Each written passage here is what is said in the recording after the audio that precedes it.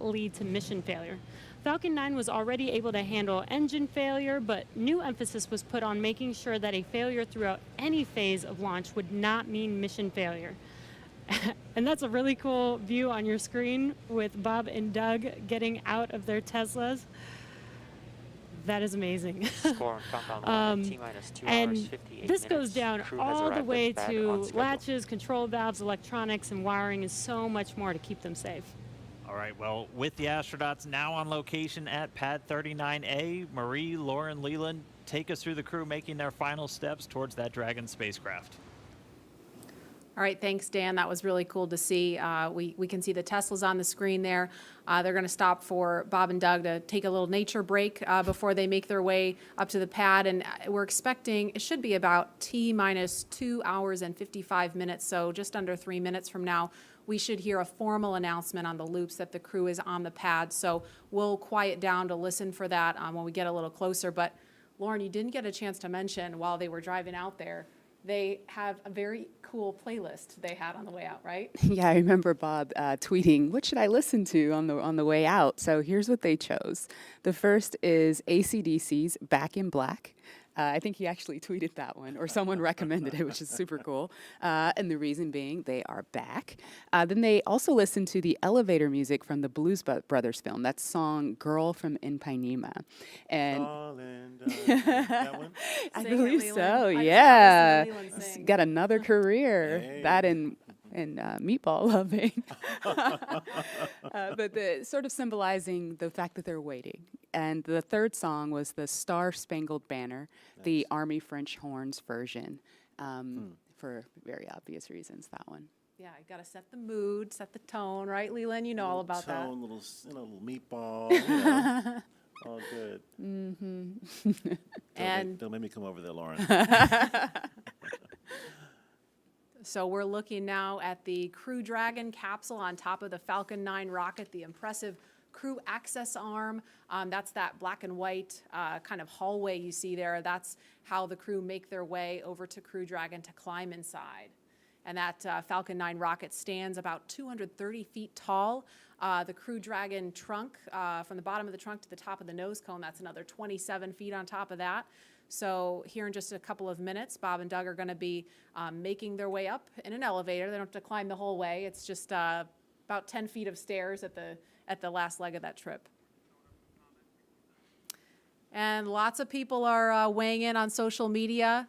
This person says it's happening, and I can't read the rest of it right now, but lots of people really getting pumped using the hashtag LaunchAmerica online. Somebody says they're watching live now and wishing us a fantastic launch. We certainly hope so. Last we heard was a 50-50 chance with the weather, so it's going to be exciting.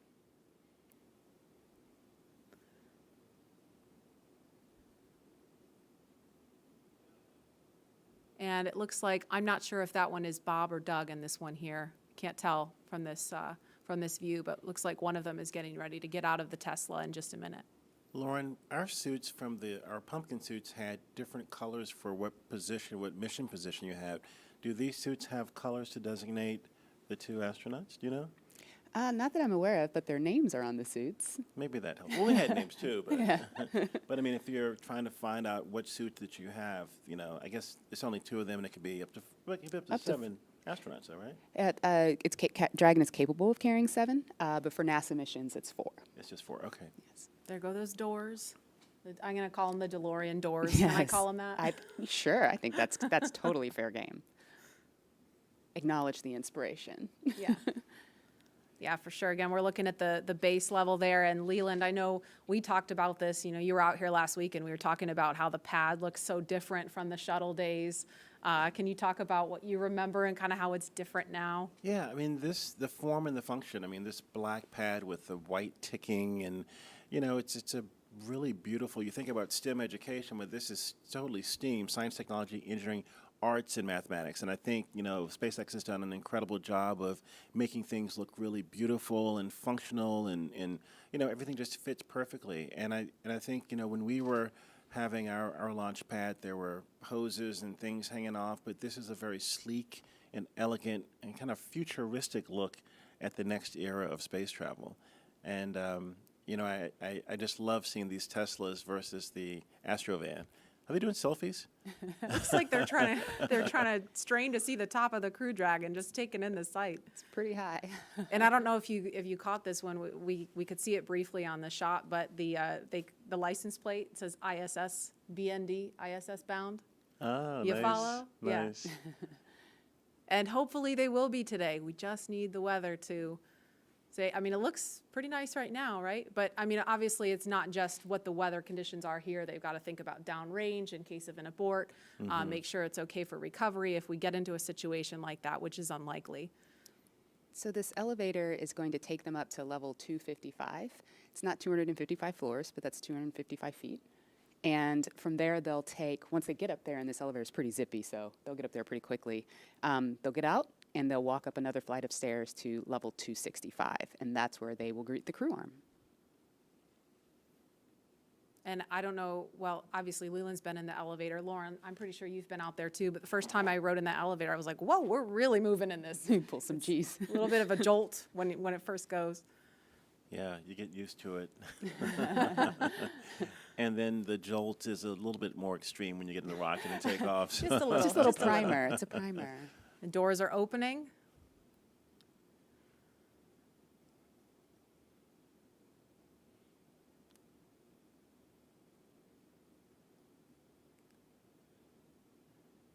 And here they come.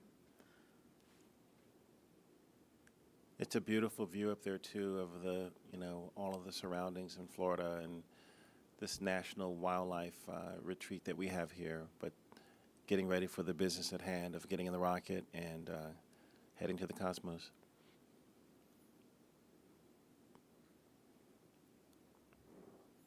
And those are the stairs Lauren mentioned. They're at it's the 255-foot level right now. I think I Yes. said that right.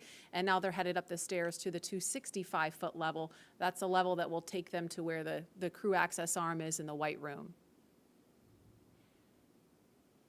Yeah, that's the view right there that they're looking at. And Lauren, what are those chevrons, those white chevrons on the floor? What do they lead to? Those are basically highlighting the exit path. So in the event that that anyone up there needed to get away ASAP, they follow those arrows to where escape baskets await them. There's 7 baskets, and they'll hop in there, and it's kind of like a zip line. They'll slide all the way down from that fixed service structure down to the ground, safe and away from the rocket. Great. And at the top right of your screen where you see them, there's actually a phone right up there next to the worm. There's the worm again, Leland. But there's I'm okay a phone. with that. I'm okay with that now. Okay. It really pops up there. Yeah, it's like it belongs there or something. It's funny, isn't it? Leland, tell us about the phone. What's the significance of the phone up there? Yeah, I mean, you can call family members that you maybe weren't able to come to the launch, and in this case, there are quite a few of them. But you know, it's a last minute to say goodbye and say that you're going to talk to them when you get to space. Absolutely. And again, they're just kind of taking in the sights before they go into the white room, and the pad team is there. You can see them. They're in black with the white numbers on their back. They're all members of the pad team. They're going to be helping them when they get into ingress. Actually, we're at T minus 2 hours and 50 minutes right now, at about T minus 2 hours and 35 minutes. So just under 15 minutes from now is when the astronauts will ingress. That's the term we use for climbing into Dragon. And of course, they will have the assistance of the suit techs and get buckled in. And so we want to head over to Hawthorne now for a preview of what's in store for not just Bob and Doug, but future space travelers. Shortly after we begin to regularly fly NASA astronauts to and from the space station, SpaceX will also begin flying private passengers to station and beyond using Dragon. That's right. NASA is going to be enabling up to 2 private astronaut missions to visit the space station each year, just as part of our support of a broader economy in low Earth orbit. It's just one of the many ways NASA's opening access for companies to manufacture products in microgravity, for new commercial modules in space, and to enable more people to be able to explore the stars firsthand.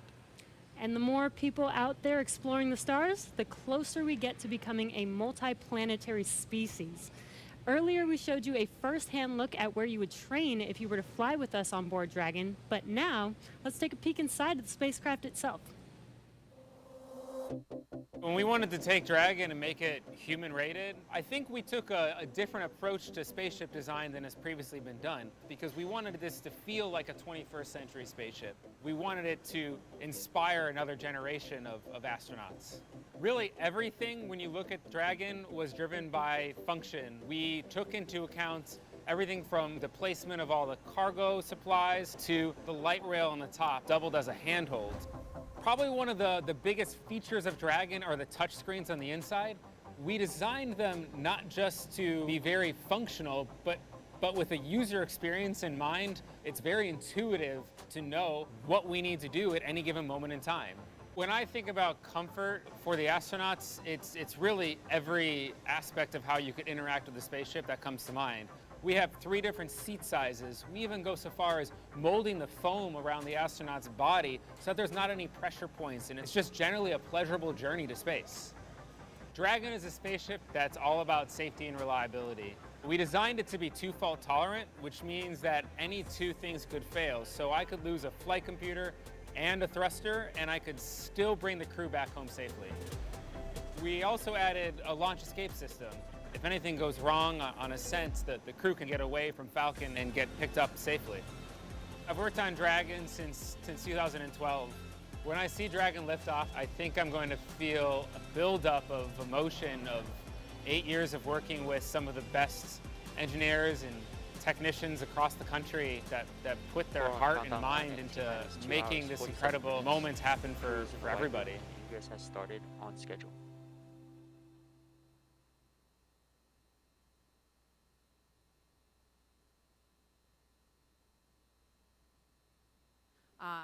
We see them signing, looks like they're signing something in there right now. Yeah, we give them a black Sharpie to sign the white room. It's starting a new tradition. Yeah, we didn't do that. That's nice. That's awesome. It's a good tradition. Yeah. And while we were in the video, we saw Bob and Doug walk down the crew access arm. Leland, it's like that, futuristic look that you talked about. I mean, what did you think seeing that and how that kind of compare and contrast what that was like during shuttle?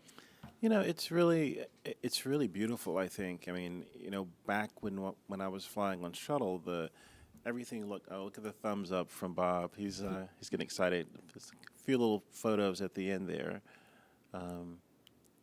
But it's just a totally different era. I mean, the SpaceX team is really looking to make something futuristic. It's looking like something from the George Jetsons or from other movies that you've seen on television and at the movies. And I think it's something that inspires our country and inspires our children especially to see that they want to be these astronauts. They want to study hard and be that next generation of explorers launching from Cape Canaveral in a SpaceX rocket, or working for NASA, or working for SpaceX, or any of the other companies that are trying to get off planet. And I think that this change in the way that we're doing business is going to be a really great way of getting more people to the table to fly in space.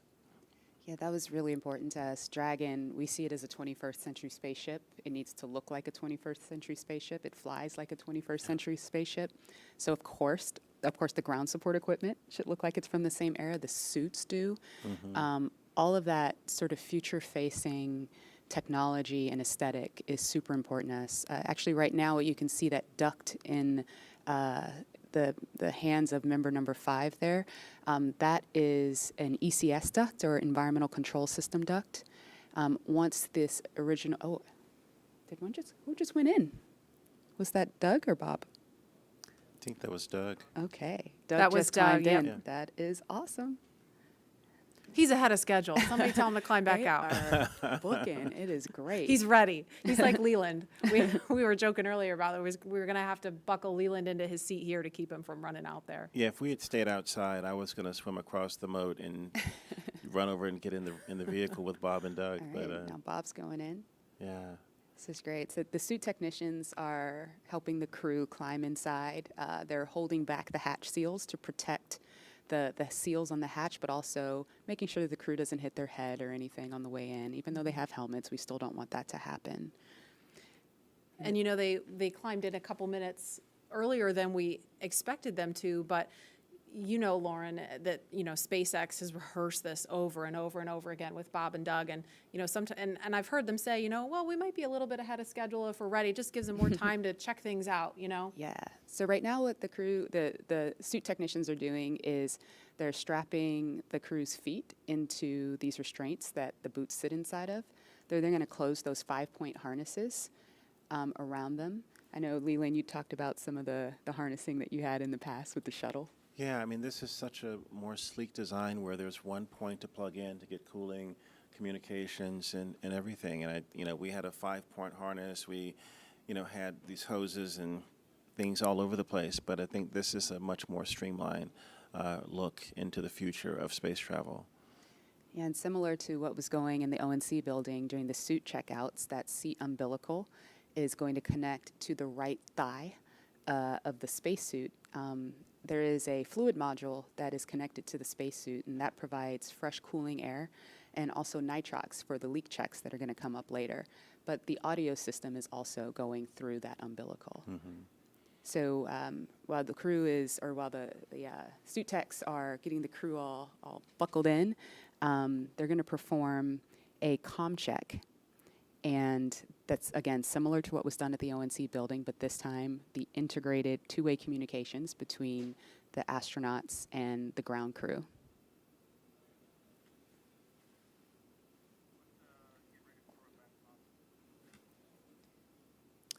And we're going to head back to Hawthorne now, as we just saw Bob and Doug ingress Crew Dragon. Dan? Hey, thanks. Yeah, it's incredible to see them inside the capsule. If you're just now tuning in, great timing. You're watching our coverage of the mission known as Demonstration Mission 2 or Demo 2. Today, SpaceX and NASA are going to be sending people into orbit on a mission to the International Space Station for the first time from U.S. soil since 2011. Bob Behnken and Doug Hurley are those astronauts flying in Dragon. They're inside. That's Doug Hurley really close to our screen and Bob Behnken on the further seat away from us. And they are getting ready to lift off from pad 39A, where Falcon 9 will lift off around or at 4:33 p.m. Eastern Time. They already ascended the tall structure next to the rocket, which is called the fixed service structure, and walked down the corridor known as the crew arm. And now they're already boarded inside of Dragon. Yeah, right before they got in, we did see them pause for a moment and actually sign the wall. They were in the white room. And the white room is just literally that room at the end of the crew arm that has an opening into Dragon. It's the last place on planet Earth where Bob and Doug are standing before they get into Dragon for their ride to the space station. And the term the white room was first used during NASA Gemini missions, where the room right before entering into the spaceship was painted white. So we've continued the tradition with painting ours white as well, and also started a new tradition. If you just saw, they did sign the white room wall, which is really, really awesome. It's a fairly small area that has room for the crew and a few ground support members to complete cargo load at T-minus 24 hours and crew ingress at T-minus 2 hours and 35 minutes. And ingress is how we refer to the crew boarding Dragon. And inside the white room, there's also a movable platform that just gets extended out to the capsule just in order to bridge that gap between the crew arm and the Dragon side hatch, just allowing easy entry into Dragon. And as you might expect, the entire area is environmentally controlled just so the Dragon side hatch can be kept open while we're keeping all of that dust, dirt, Florida humidity out of the capsule, making sure it's pristine for the crew. There's also a big seal that's inflated and compressed against the capsule right now just to help maintain that clean environment. The white room also has lots of tools in order to open the side hatch, complete crew ingress as they're doing right now, and prepare for any contingency or emergency that may be encountered. And so as we just heard from Lauren and Marie and the team, they're getting into this capsule now. They're getting their seats connected to their suits via that umbilical that's going to give them hardline connections into audio for their comm checks, which are going to be coming up shortly. And again, breathing gas and pressurized nitrox for those suit leak checks. So this will be the second time since getting suited up that they've done these leak checks. We're just kind of all about redundancy and constantly checking our systems as we continue to count down. But I mean, there they are. Right now, we're watching Bob and Doug getting into Dragon, getting strapped in. Before they connected their suits to the actual seats, they did something called a foreign object debris check, or a FOD check, and that just means that they actually get inspected for any substance or debris on their suit that could interfere with those systems on Dragon. And to help protect against debris, the crew has covers on their boots as well as their umbilical port on their suits that need to be removed before they can ingress. So they've already removed those, and as you can see, they are getting strapped in. And once the FOD check is complete, our commander, Doug Hurley, entered first, and then Bob Benkin followed after him. And they're getting buckled in right now, as you can see on your screen, and attaching their umbilicals to their suits. The umbilicals allow the crew to have comms through their suit and air to help keep them cool, as well as delivers nitrox for suit pressurization. And as we mentioned earlier in the broadcast, the suit's primary function is to protect the crew in the event of a cabin depressurization. And just walking through the interior a little bit, there are 4 seats configured inside Dragon right now. They're numbered 1 to 4 from right to left when you're looking at the seats. So we've had a couple of camera views just from the hatchway, so in the white room. If you're looking at that angle, you go from 1 to 4, right to left. Doug Hurley is in seat 2, or the commander seat. Bob Benkin is in seat 3, which is on Crew Dragon is the pilot seat. And then obviously nobody is in seats 1 and 4 today. Crew Dragon is designed to carry 4 astronauts on these future NASA missions, and we met 2 of the Crew 1 members and heard about their other 2 crew members a little bit earlier. Directly in front of both of our crew members today are 3 touchscreen displays that they're going to use throughout the flight, giving them insight into Dragon's systems, seeing any alerts or issues with the vehicle, and if required, taking control and manually flying Dragon. We can see Doug Hurley manipulating those displays right now. And coming up, the crew will do a comm check to make sure that they can hear mission control, and their seats will be rotated into position for launch so that they can see those display panels right in front of them. So now let's check in with John Insprucker for the latest on the health of both vehicles. Over to you, John. We're at T-minus 2 hours, 36 minutes, 30 seconds in the countdown for the launch of Falcon 9 with Dragon to the space station. The Dragon Launch Ops team has completed their major activities to prepare the spacecraft for the astronauts. Checkouts are complete of major systems, including the escape system. And as you can see, ingress of the astronauts well underway. They're hooking their suits up to the various cabin systems. Right now on Dragon, there are no issues in work.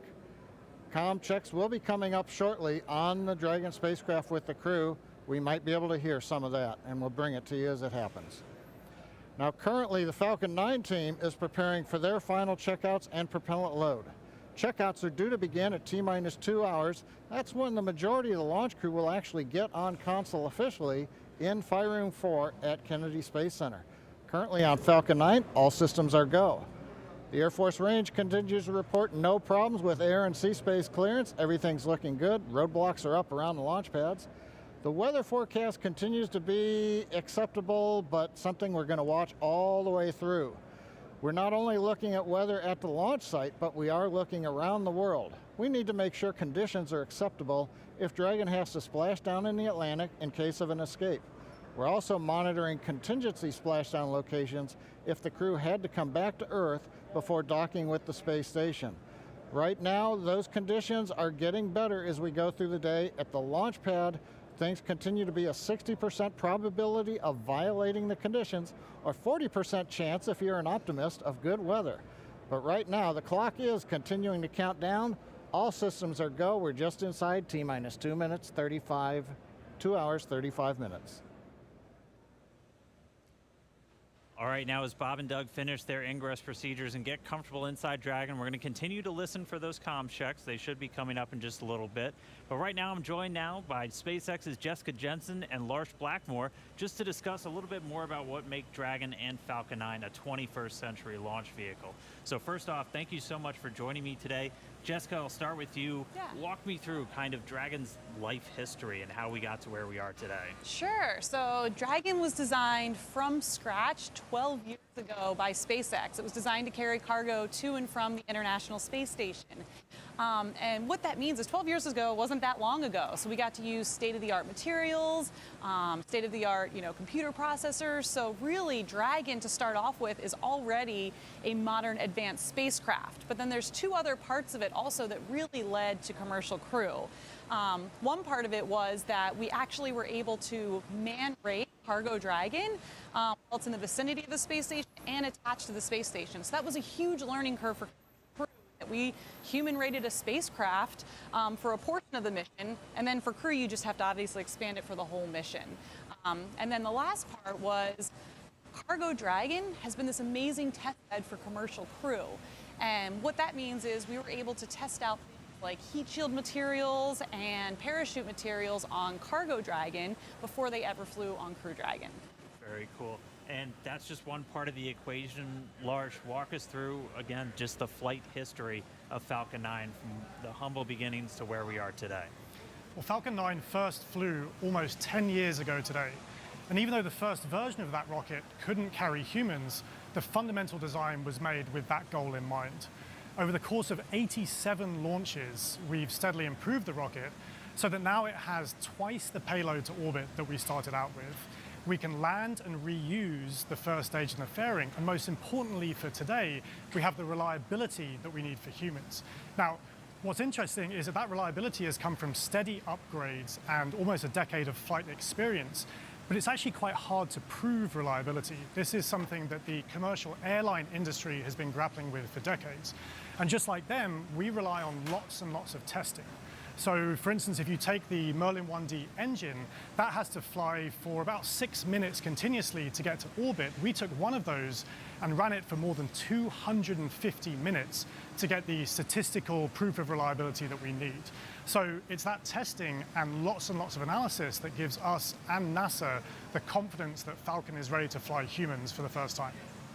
And obviously a lot of additional upgrades, a lot of additional testing had to go just to make sure that both of these vehicles were human rated. So walk us through some of the specific upgrades to Dragon to meet that criteria. Yep. So the first one's pretty obvious. We had a Cargo Dragon. It has lots of cargo cubbies, so we took all of those out, replaced it with astronaut seats, crew displays, and crew controls. But one thing that people may not know is on Cargo Dragon, we've actually been flying mice to and from the International Space Station for years. And what that meant was we had to design an environmental control and life support system for Dragon years ago. It provides oxygen, it scrubs carbon dioxide, and among other things, it controls temperature and relative humidity. So even though that was done on a smaller scale for mice, it was a great learning curve on how to help man-rate a spacecraft when you have to do it for humans. And then Lars, same question. What kind of specific upgrades had to go into it to certify Falcon 9 for this day? Well, I already mentioned the reliability upgrades. One upgrade that I think is particularly interesting is the launch abort trigger.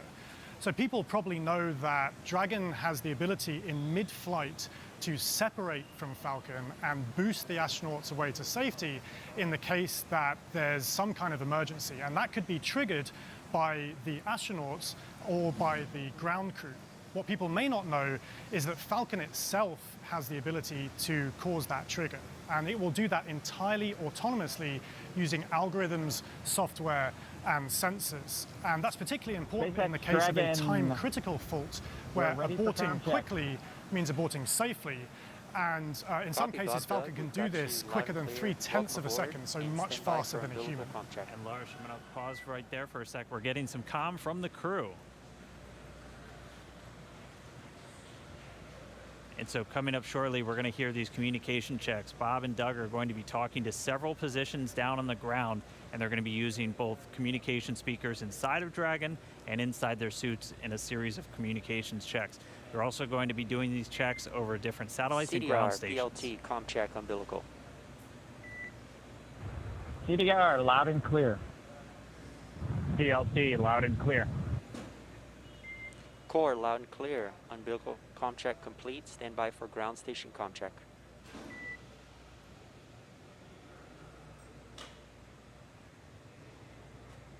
And you'll hear him referred to CDR as Doug Hurley, that's the commander, PLT pilot, that's Bob Bankin.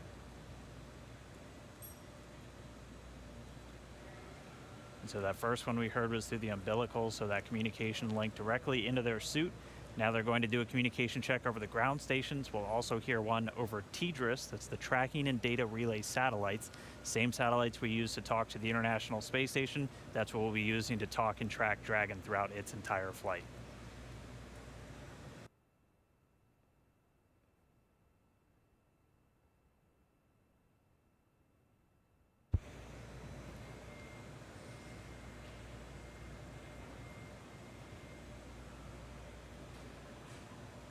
So again, just waiting for a moment for the teams to continue configuring everything. They're going to do these ground checkouts now, and you're going to be hearing them talk directly to the core. It's the Crew Operations Responsible Engineer. That's essentially the Capcom if you followed NASA missions in the past.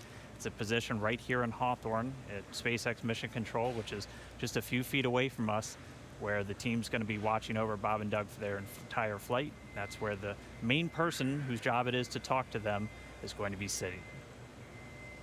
We'll also hear them do some checkouts with the launch director down there at the Cape inside firing room 4.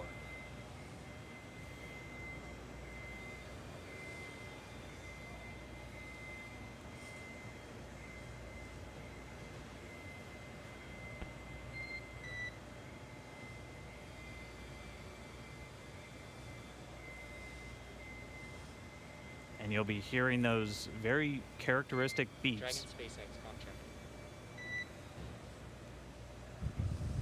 SpaceX Dragon, weak but readable. Copy. We have you the same. Stand by. We're still configuring for ground station contract. Dragon copy.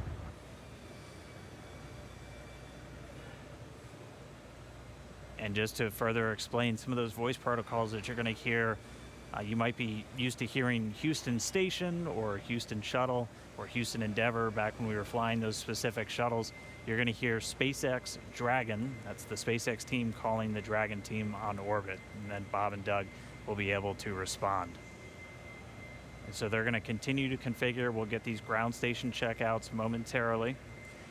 And just a reminder, you're going to hear that very unique beeping sound. That's called a quindar, and that's been something that's been used throughout space-to-ground or air-to-ground communications throughout spaceflight history, and that's really just for teams who are in mission control or supporting a launch know when you hear that sound, it's time to listen. Dragon SpaceX check ground station. Dragon has you loud and clear, much better, Jay. And core loud and clear. Ground station check complete. Stand by for TDRS check.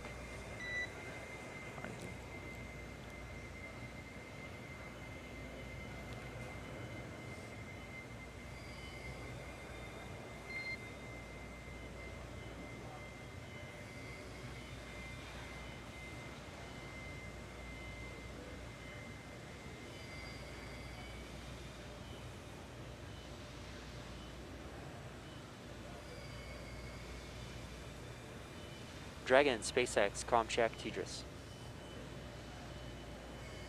SpaceX Dragon, loud and clear. Core loud and clear. TDRS check complete. Stand by for checks with MD, LD in the launch configuration. Dragon, MD on countdown 1, check.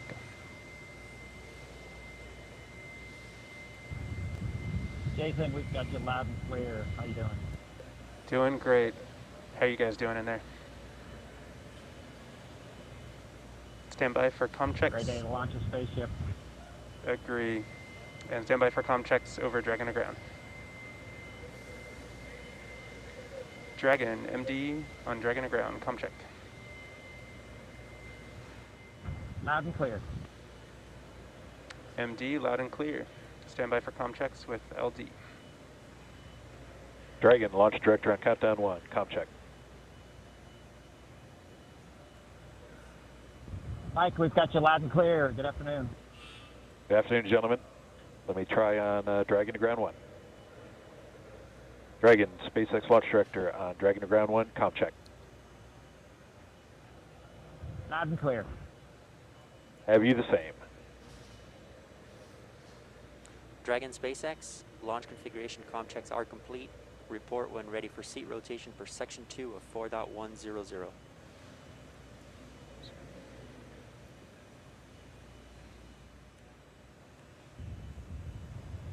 Dragon, we're ready for seat rotation. Copy, ready for seat rotation. We will report when initiating. All right, so that wraps up those communications checks. Everything going good with the spacecraft. Bob and Doug talking to the teams on the ground. Pretty soon they're going to get their seats rotated. Bringing you back inside Hawthorne real quick, I do want to thank Jessica and Lars for joining me real quick, giving us that great insight into Dragon and Falcon 9. Hope you guys got a good spot staked out to watch a launch today. Great to have you on. Absolutely.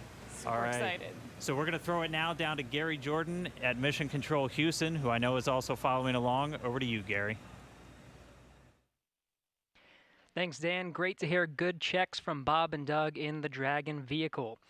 Here in Mission Control Houston, Flight Director Zeb Scoville has pulled space station flight controllers, and all systems are go for launch. Essentially, the station is prepared for Dragon to arrive 19 hours after launch. Flight controllers here will continue to monitor the countdown, but really it's up to the teams in Kennedy and Hawthorne to get us to liftoff at this point. So we want to hear your comments as we continue to count down to launch. So let's go to the social desk now. Tahira.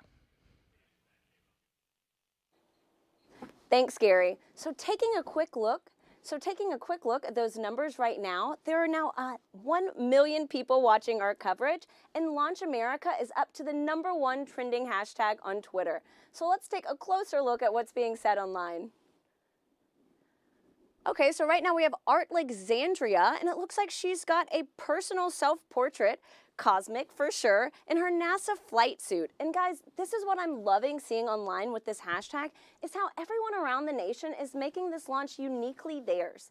And I want to point out one line in her post that says, "I believe that no matter how far the future is, we are on our way towards it." And guys, I couldn't have said it better myself. That's what today represents. Let's take another look. Oh my goodness. Okay, so right now we have Jessica with her space pup getting ready for liftoff. And guys, I'm not gonna lie, we love to see it. So please, if you have any space pets, comment using hashtag LaunchAmerica. As you can see, everybody is thrilled to be a part of this launch today, and I know of one special guest in particular. I'm so pleased to welcome Diana Cohort of Physics Girl. Diana, I hear you have a burning question for Mission Control, so go for it. Hi, Tahira. Thank you so much for including me on this incredibly special day. I'm Diana from the YouTube channel Physics Girl, and I've always been so fascinated by space and especially space exploration because we bring together so many people for such a complicated task to send a rocket up into space. So my question is along the lines of what goes into a mission like that? What we all know, I think we're familiar with how much preparation and training astronauts have to do, but preparing for a mission like this and maybe preparing in the future for a mission to the moon or to Mars, what kinds of things does the whole team have to do in order to prepare to launch a rocket? So Diana, that is such a great question because, I mean, sometimes I think it does get overlooked what all goes into making a moment like this happen. So Gary, what has the team there in Mission Control been doing to prepare for this historic launch? Thanks, Tahira. And Diana, that's a fantastic question.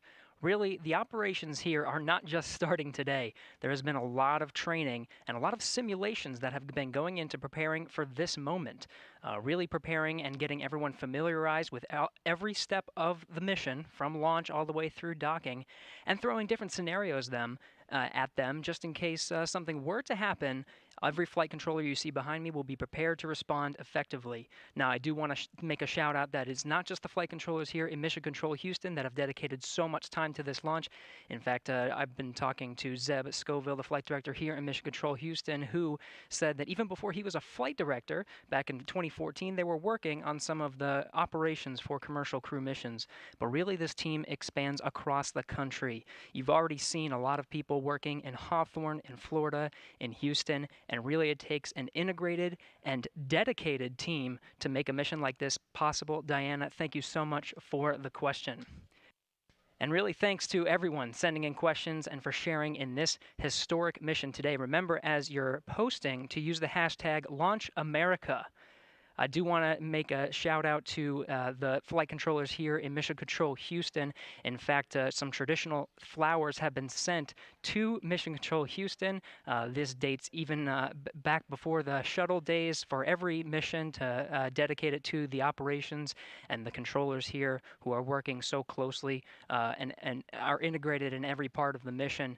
But now let's head over to Hawthorne for the latest status on the crew and on Dragon. Dan.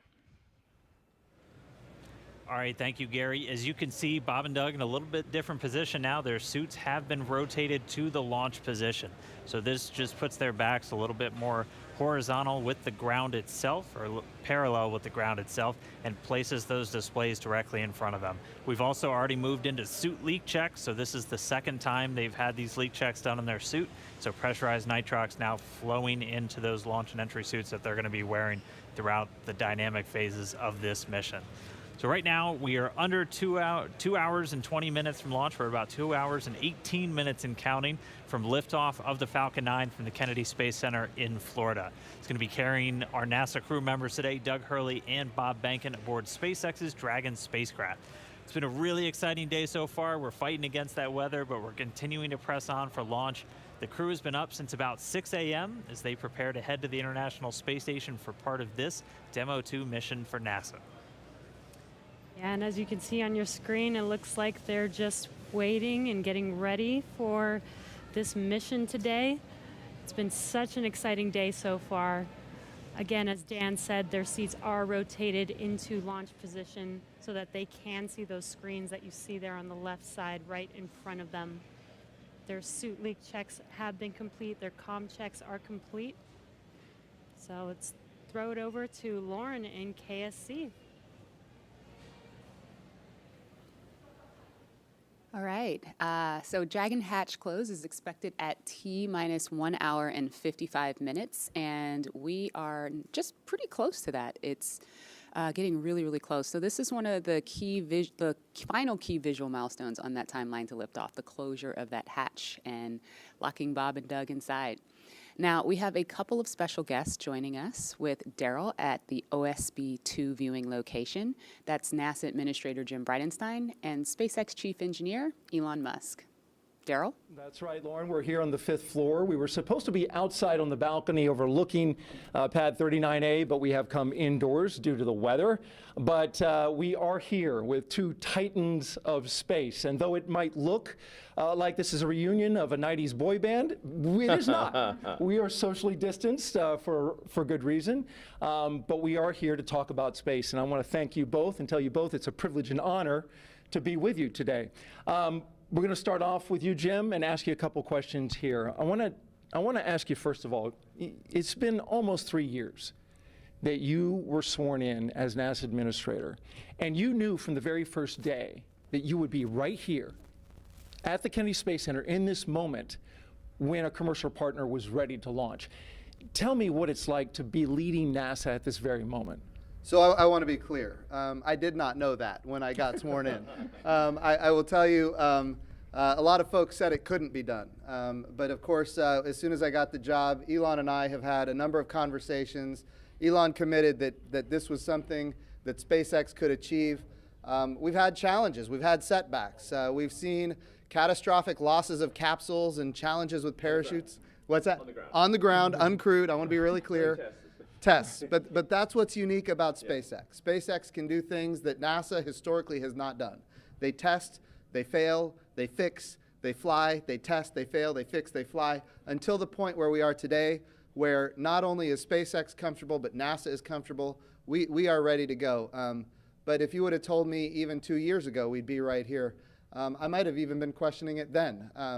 But this is a monumental achievement. It's a Herculean task by the SpaceX team, which we're very grateful for, and also by the NASA team that has been working hand in glove with them to get to this point. And it's good we have Jim and Elon both here to fact check each other, so that's good. Thank you for that. Elon, in 2002, when you started SpaceX, many in the aerospace industry didn't take SpaceX seriously. You remember what that felt like. Yet here you are, you just sent 2 astronauts in a car made by your car company to launch pad 39A, with a spacecraft made by your space company. And now they're launching the International Space Station. So I'm wondering for you, in this moment, do you just pinch yourself thinking, is this really happening? This is a dream come true, I think, for me and everyone at SpaceX. This is not something that I ever thought would actually happen. So when starting SpaceX in 2002, I really did not think this day would occur. I expected 90% chance we'd fail to even get to low Earth orbit with a small rocket. So if somebody told me in 2002 that I'd be standing here with the NASA administrator, meeting the astronauts, and we've got a rocket and spacecraft on pad 39A, the best pad in the world, which is it's an honor to be there. I would have thought, man, I don't know what you're smoking, but it's not. like no way is that true. You know, and so it is. Say it's even a dream come true. I didn't even dream that this would come true. Let it that way, you know. But it is. I am incredibly excited to be here on behalf of the SpaceX team. And as Jim said, this really is the culmination of an incredible amount of work by the SpaceX team, by NASA, and by a number of other partners in the process of making this happen. It's really, you can look at this as the result of 100,000 people, roughly, when you add up all suppliers and everyone, working incredibly hard to make this day happen. So it's really hard to believe that this is real. And you're here, and it's amazing, and many of us have been amazed as we've watched you accomplish these things over the years. Jim, back to you. This is all about the commercialization of space. And so in the early going for Commercial Crew Program, it wasn't something NASA was used to. You know, Mercury, Gemini, Apollo, Shuttle, NASA gave the designs and the contractors went out there and built it. This is different. It is. They're building it now. What were some of the hurdles that you had to overcome to get to this point? Well, I think getting people to recognize that when the government provides both the demand and the supply, you're limited in what you're able to do.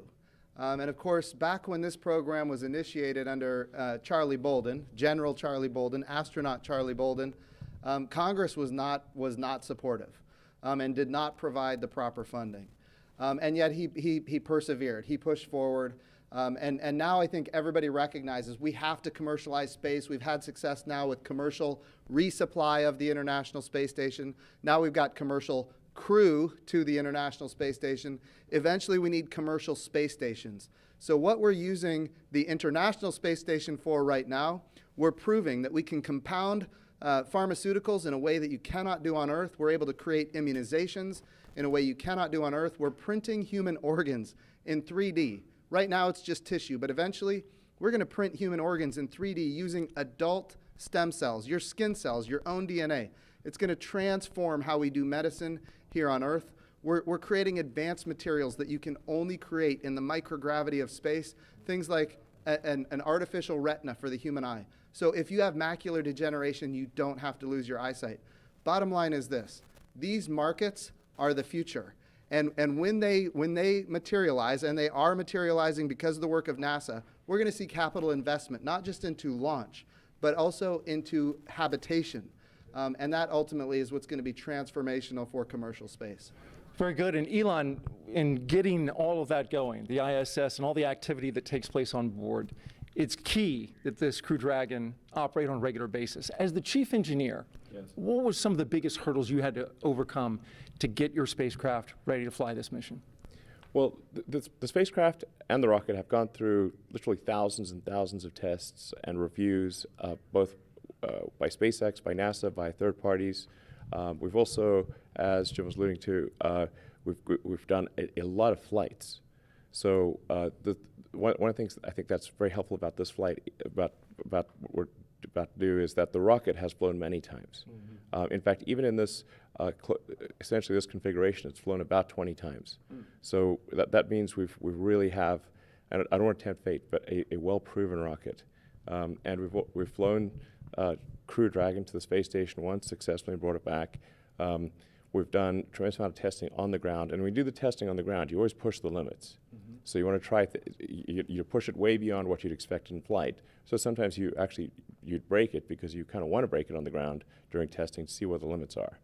So This is a result, like I said, of thousands of tests, of thousands of design hours, and a tremendous number of smart people working incredibly hard to make this day happen. And you've got 2 astronauts on board now. Yes. Do you feel that responsibility? Yes, absolutely. I felt it, I think, most strongly when I saw their family just before coming here. And did you say anything that you can share? So we've done everything we can to make sure your dad's come back okay. Thanks for sharing that with us. Jim, you had some words with the astronauts. What was your take on how they were feeling? I will tell you, Doug Hurley, Marine Corps test pilot, of course, veteran of multiple space shuttle missions. Bob Benkin, flight test engineer, United States Air Force, again, veteran of multiple space shuttle missions. This is not new to these guys. All I could do is convey to them how much all of America appreciates what they're doing, that the entire world is watching, and just how grateful we are as a nation. And I will tell you, their demeanor is loose. They are ready to go. They were joking around. They were talking about what they had for breakfast and how it might come up later. It was steak and eggs. Yeah, I saw that. Yeah. Right.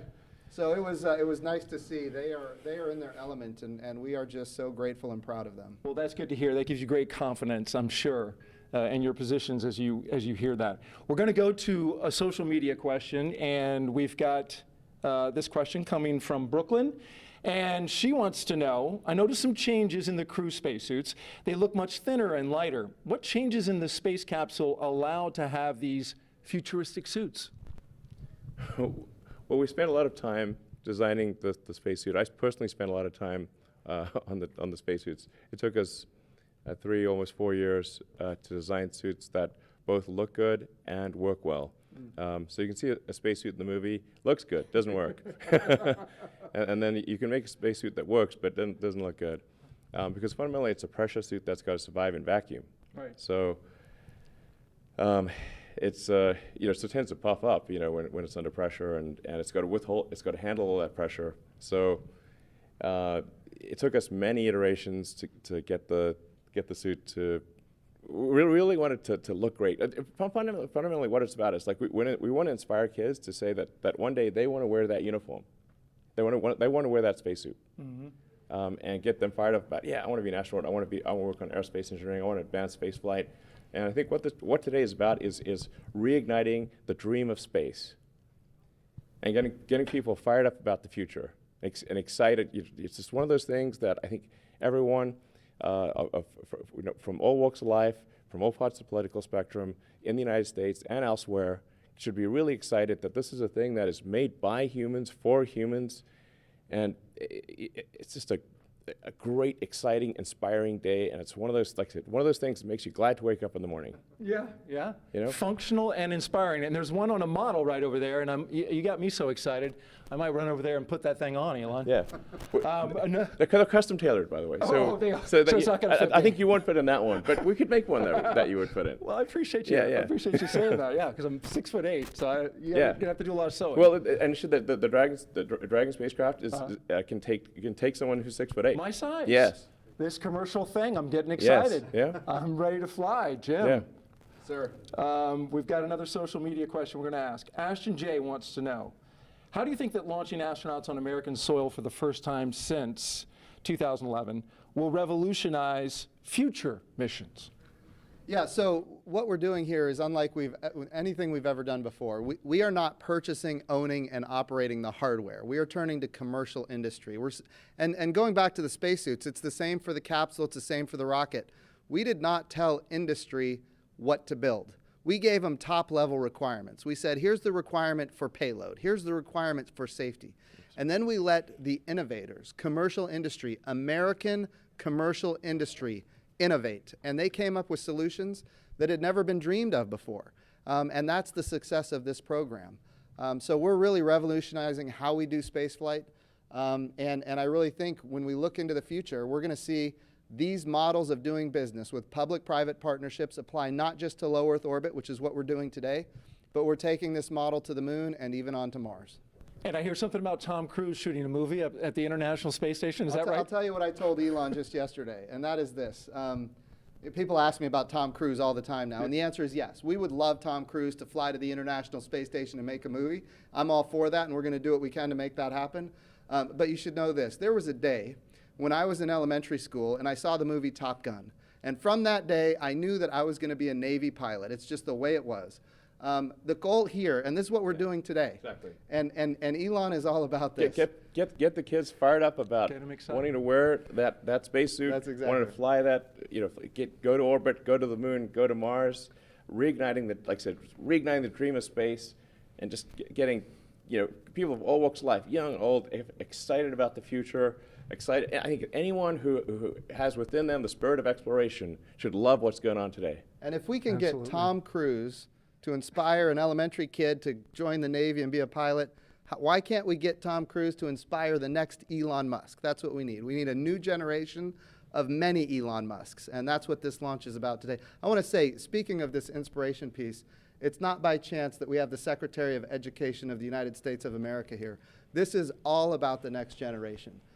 If we have great success in our generation, it's not enough. It has to continue. The challenge with the Apollo program is that it ended. What we're doing now is sustainable, and that's why we have the public-private partnerships and commercial capabilities that are coming online. Very good. And the good news for Tom Cruise is he does a lot of his own stunts. Yeah. So in zero gravity, he should get hurt a lot less. I think it's going to be super cool. Yeah. And as Joe said, it's like this is going to, you want to capture the public imagination, have them see cool things happening in real orbit, real space stations. It's like, I think I'd want to watch that movie.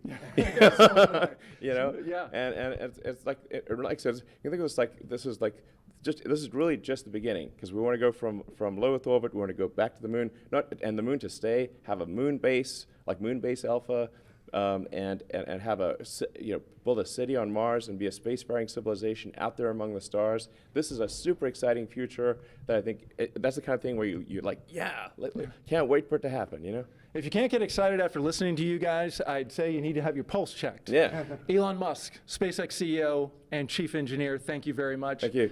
Jim Bridenstine, we appreciate you leading NASA in this time, Administrator for the agency. And we're going to send it back to Marie. All right, thanks a lot, Daryl. We saw in the meantime, while that interview was going on, the hatch actually closed. So that happened a few minutes earlier than we expected to. Our timeline has that happening at T-minus an hour and 55 minutes. So a few minutes ahead of schedule right now with hatch closed. And you can see the pad teams there just working on things now. Yeah, right now it looks like what they're doing is, what are they doing? So they perform a leak check. There's a mechanism there called a side hatch mechanism. That is what actually closes the hatch and seals it. And what we'll do is perform a leak check on that for a few minutes to make sure that that's nice and tight, that those O-rings are sealed really, really well. And after that, we will install the, you can see the leak check ground support equipment there in the technician's hands there. And while we're watching this, Leland, I mean, we just heard them talk a lot about inspiring the next generation. And you're a man of many talents. I know after your flights yourself, you used to head the head of NASA education. I mean, what did that stir up in you? Marie, what Elon said about reigniting the dream of space is so important, that we get our young kids thinking about themselves being in these seats. And when I first became an astronaut in 1998, I was riding on the back of a fire truck celebrating John Glenn's return to flight on a space shuttle. And I saw these two little kids. They had on orange pumpkin suits. And when their dad turned them around to look at me on the fire truck, and it was almost as though when they saw my face, they started launching into space with rocket fuel because they were inspired, because they saw someone who looked like them. And I think that if we can reignite this dream through SpaceX's launch, through the partnership with NASA, we can get so many more kids to believe in themselves and know that they can be just like Doug and Bob flying on the SpaceX Dragon. Absolutely. I mean, it's really just breathtaking to see them there in their suits now and looking at the screens in front of them. Lauren, I know we've talked a lot about the spacecraft. We've heard about that. But for folks that maybe are just tuning in, what are they looking at in front of them now? Yeah, so they have 3 different touch screens in front of them. Overall, that whole assembly there is called the control panel.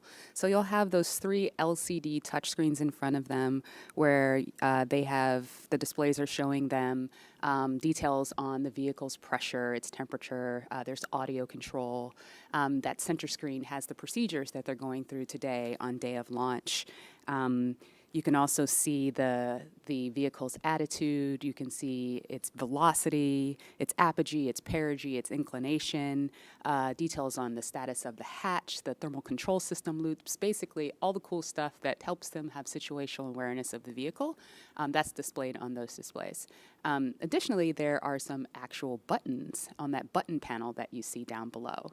And some of the things that allow them to do is if the crew ever needed to do any sort of manual overrides like that right in the middle, right underneath that center LCD screen, that's the crew's ability to initiate an abort. It's called an abort handle, and it's right in the middle where both crew members could use it if they needed to. And the audio controls are also on those button panels. When they're not in their suits, there's actually speakers that are coming off of the control panel that allow them to hear mission control, hear the core, hear ISS, when they're not in their suits where the audio systems are integrated into that. And we see them using the touch screens now. Leland, what's your take on this? Because this has got to look totally different from what you were looking at during shuttle. Touch screens. I mean, we had these displays and these buttons, and you know, it was one of those moments when I'm looking at this now when I had knee boards that had procedures and things on there, and the procedures are now all run in that middle screen, and the malfunctions and the things that you do to mitigate problems with the vehicle if something happens, it's all controlled right there with the 2 of them. And so it's a radical departure from what we did with the shuttle, but it's again ushering in this new era of space travel. For post-ingress brief and a check on how that suit air feels about now. And we're going to listen now for an announcement about hatch closer. Copy. Well, today we are not tracking any issues on Dragon and F9 currently. For a weather update, the weather line that is overhead, which is what you saw when you were ingressing, is now moving offshore. The next radar return is a cell over Orlando, which is expected to be our decision gate for today, and that is currently eroding. That's good news. Thank you. Copy. And then one additional item, the Cabo, the orbit site, remains as briefed, so no change there. But I do want to make you aware that that is slightly west of Cabo for go weather. So you just want to target the longitude if needed. Okay, Dragon copy, slightly west. We'll target the longitude, and the suit air has cooled off, so we appreciate that as well. Copy, outstanding. Let us know if you have any questions, and we'll keep you posted as the closeout team completes the leak check. Dragon copy.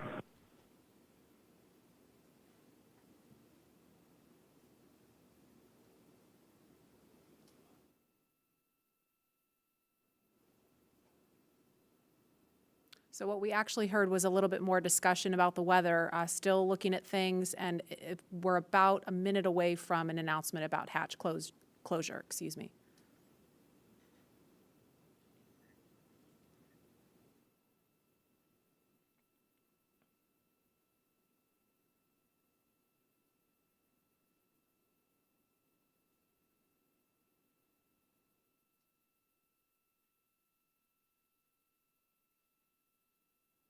If you're just joining us, we're at T-minus 1 hour, 55 minutes and counting, and we're expecting an announcement to confirm hatch closure in just a few seconds.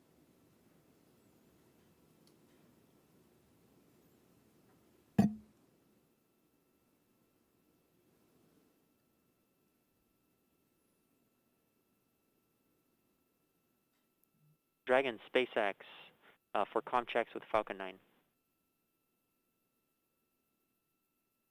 Go ahead.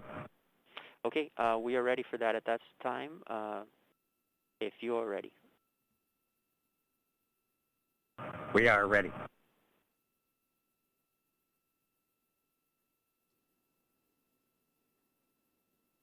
All stations up on countdown net for section 54.49. F9 responsible engineer communication check with the crew.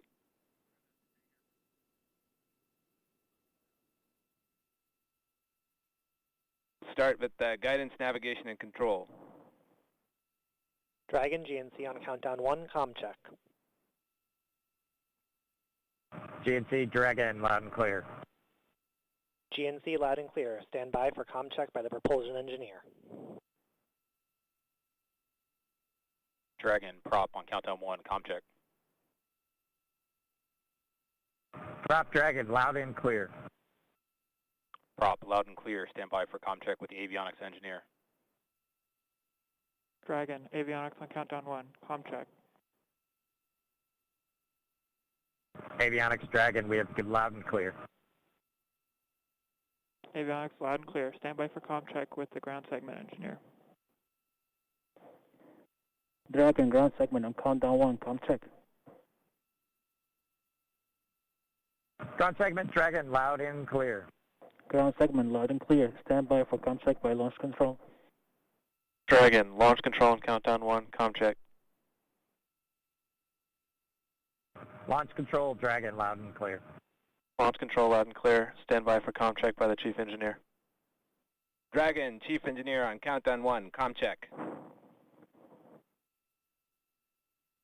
Bala, Dragon has you loud and clear. Chief engineer, loud and clear. This completes the F9 responsible engineer comm checks.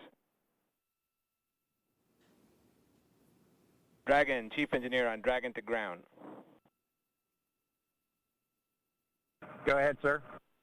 I was just doing a comm check on this loop. Good luck, guys, and buckle in.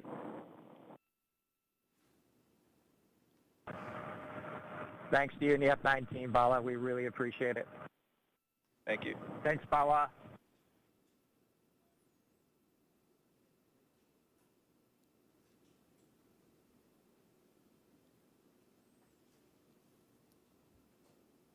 So we just heard a series of comm checks there, and Lauren, I don't know if you want to describe a little bit more about why that's important, and we heard the acronym GNC.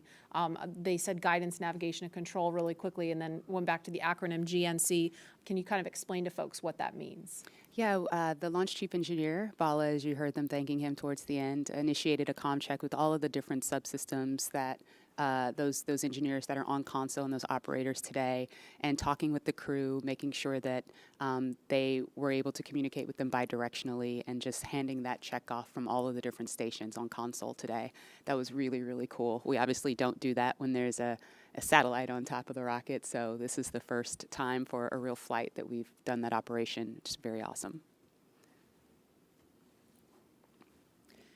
And now that the hatch is closed, a lot of the work of this team is done, but I mean they're obviously not finished. They're not ready to leave the white room just yet. You were talking to some folks about what's going on in this room now. Yeah, that's right. They should be completing the hatch leak check. That's you sort of pressurize that area between, there's two O-rings that are there, and we want to pressurize that area, see if it holds pressure. It's a very, very sensitive test, very high criteria for passing. And so once that leak check is shown to be okay, and that the capsule or that those O-rings are able to hold pressure, what the team will do is they'll go back into that area, into that access panel, and install what we call the SPEP, which is the side pressure equalization plug. Once that is plugged, you've really closed everything up, and when the crew splashes down, what they'll actually do is pull that plug to equalize pressure across the hatch so that you don't cause the hatch to buckle due to a pressure, or sorry, the hatch or the capsule, the weldment, any of the vehicle to buckle due to a pressure differential. So they should be adding that plug, and then they'll cover up that side hatch access panel with the TPS panel or thermal protection system panel, close it up, and that'll make sure it stays safe on ascent. And now, obviously, we're looking at a view from the outside, the top of Falcon 9 and Crew Dragon. We can confirm a good side hatch leak check. Dragon copies, good leak check.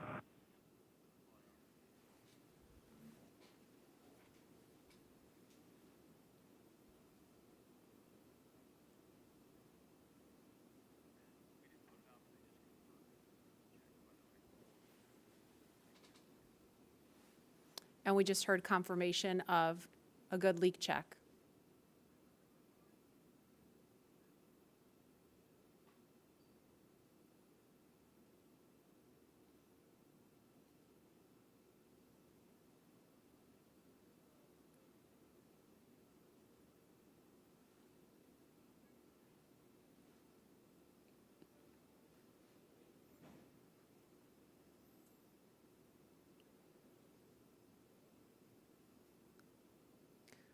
If you're just joining us, you're looking at the Falcon 9 rocket with Crew Dragon sitting on top. Inside that capsule on top are NASA astronauts Bob Behnken and Doug Hurley.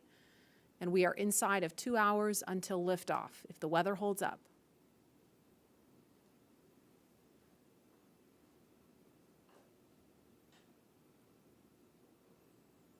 There's another stunning aerial view of the crew access arm extended out towards Crew Dragon.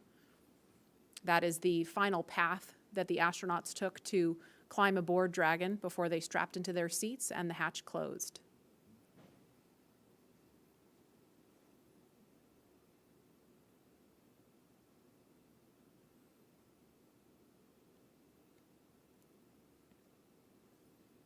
And no doubt Bob and Doug are focused on the mission ahead, but you know, we also heard the administrator and Elon Musk talking about how they've been kind of jovial and joking around. And Leland, you kind of mentioned to me during that segment that that's really important. It really is, Marie. When we were in the vehicle, after we got to this point when the hatch was closed, we were all going back to those moments of our training, you know, when we were going through, you know, ascent and entry training on the shuttle and just different phases of flight that we would be going through.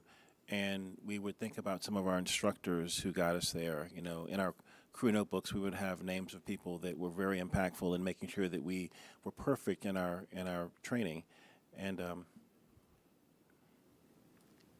that looks like a view of Air Force One, flying near Launch Pad 39A for a special guest to have a special view of the astronauts on the launch pad. President Trump on board, making his way to Kennedy Space Center to hopefully view a launch at 4:33 this afternoon.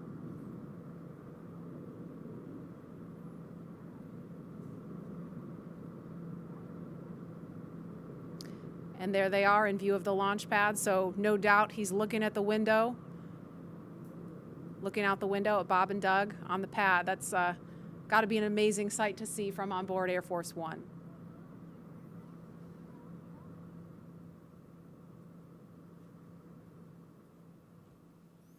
And we are at T-minus 1 hour, 46 minutes, 22 seconds and counting from launch.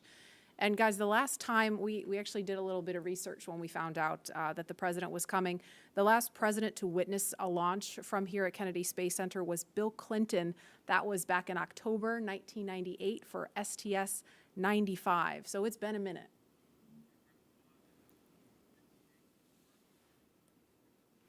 Okay, and we are about 56 seconds away from the, oh, no, we're not. We have an hour and 56 seconds away. Never mind. Instead, we are 1 hour and 45 minutes away from launch. And Tahira, you are there with the social teams. I bet you are seeing some excitement on all the things we just saw on the screen there. Hey, Lauren, I mean, like you said, things are really ramping up on social media right now, especially seeing that hatch close and also just watching this flyover happen. We are up to 1.7 million viewers across all of our social media channels. And let's check out what people are saying on Twitter right now. So it looks like we've got more creativity still going on. Some people are crying with pride in Houston, feel it. We even have Elizabeth Banks, who from the Hunger Games, that's awesome. We have more just good luck and well wishes for Bob and Doug across the nation. This has been a constant online today, which is so great to see. More just future astronauts and kiddos getting excited. We even have the band Bastille tuning in for launch. This is awesome. and just looks like more people standing by to witness this historic launch today. And so, guys, on top of what's being said on social media, we've also got a lot of well wishes from everyone across our country showing us what today means in their creative way. So let's take a look at that video. I am so ready to launch America.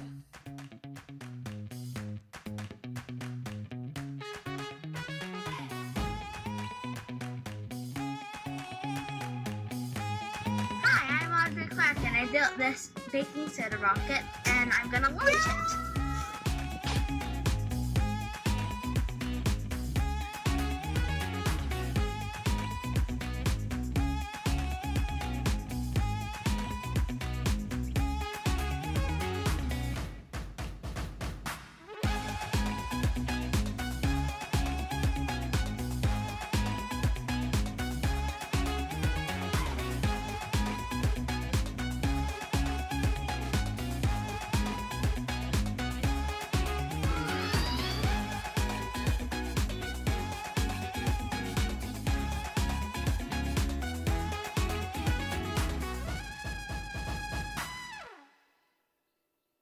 Wow, I mean, guys, just look at everybody excited for today's launch. If that doesn't get you pumped, like, come on, let's go. We even got to see astronaut Snoopy in there, which is a personal favorite of mine. I actually have my lucky Snoopy pin here. You probably can't see it, but he is literally my spirit animal. Anyways, guys, get excited. The time is almost here. And with that, let's toss back to Lauren at Kennedy. Lauren. Thanks, Tahira. Tahira likes the Snoopy. I like the little girl doing the worm. Leland, she wasn't doing the meatball. She was doing the worm. There's someone out there doing the meatball, I'm sure. I want to know what that looks like. No, I don't. I don't. Clearly, this is capturing the attention of people all across the country and the world. So please continue to join the conversation by using the hashtag #LaunchAmerica across Facebook, Twitter, LinkedIn, and Instagram. And we've had the opportunity to share with you a lot about the SpaceX Crew Dragon vehicle the crew is sitting in right now, a lot about the crew themselves and the significance of today as the official return of human launch capability to American shores. And now we want to turn our attention to where the crew is going, the International Space Station. And for that, let's take you to Mission Control in Houston. Gary? Thank you, Marie. The International Space Station is an incredible facility whose construction, operation, and ongoing science, all these efforts have been made possible by an unprecedented international collaboration. So to tell us more about the space station, we have International Space Station Chief Scientist Kurt Costello with us. Kurt, welcome. Gary, thank you. It's an amazing day to be here to talk to you about this historic launch to the ISS.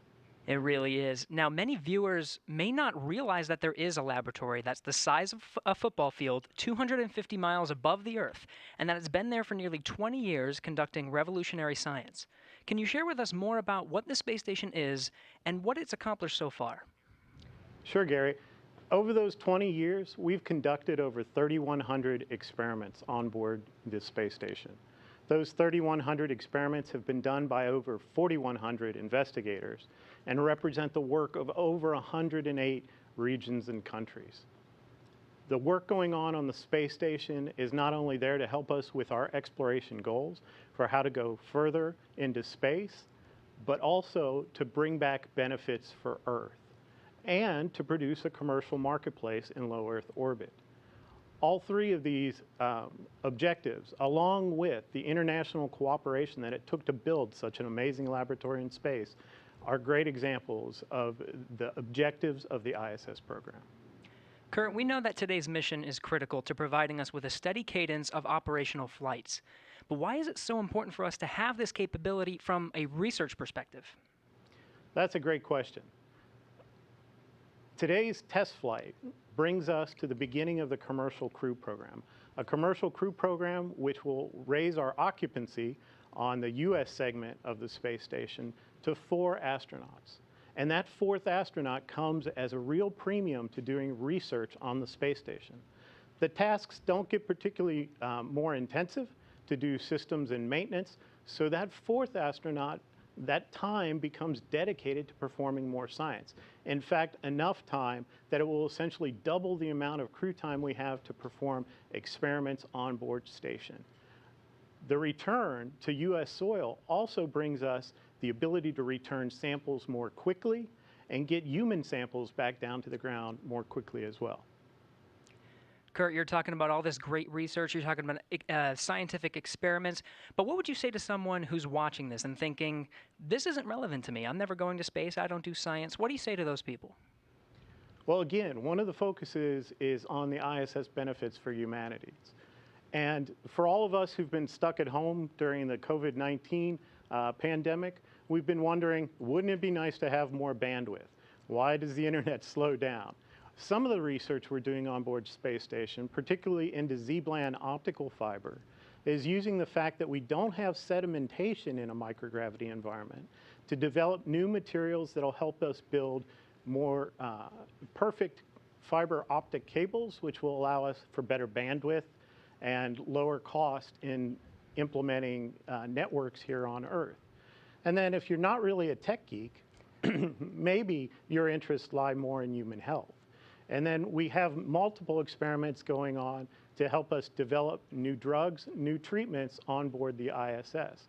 Pharmaceutical companies are working on methods that allow us to crystallize proteins in space in a more purified and more standardized method. And this could lead to monoclonal antibody suspensions that we can treat through injection instead of a painful infusion. We also are developing studies into our capability to produce tissues and organs in space.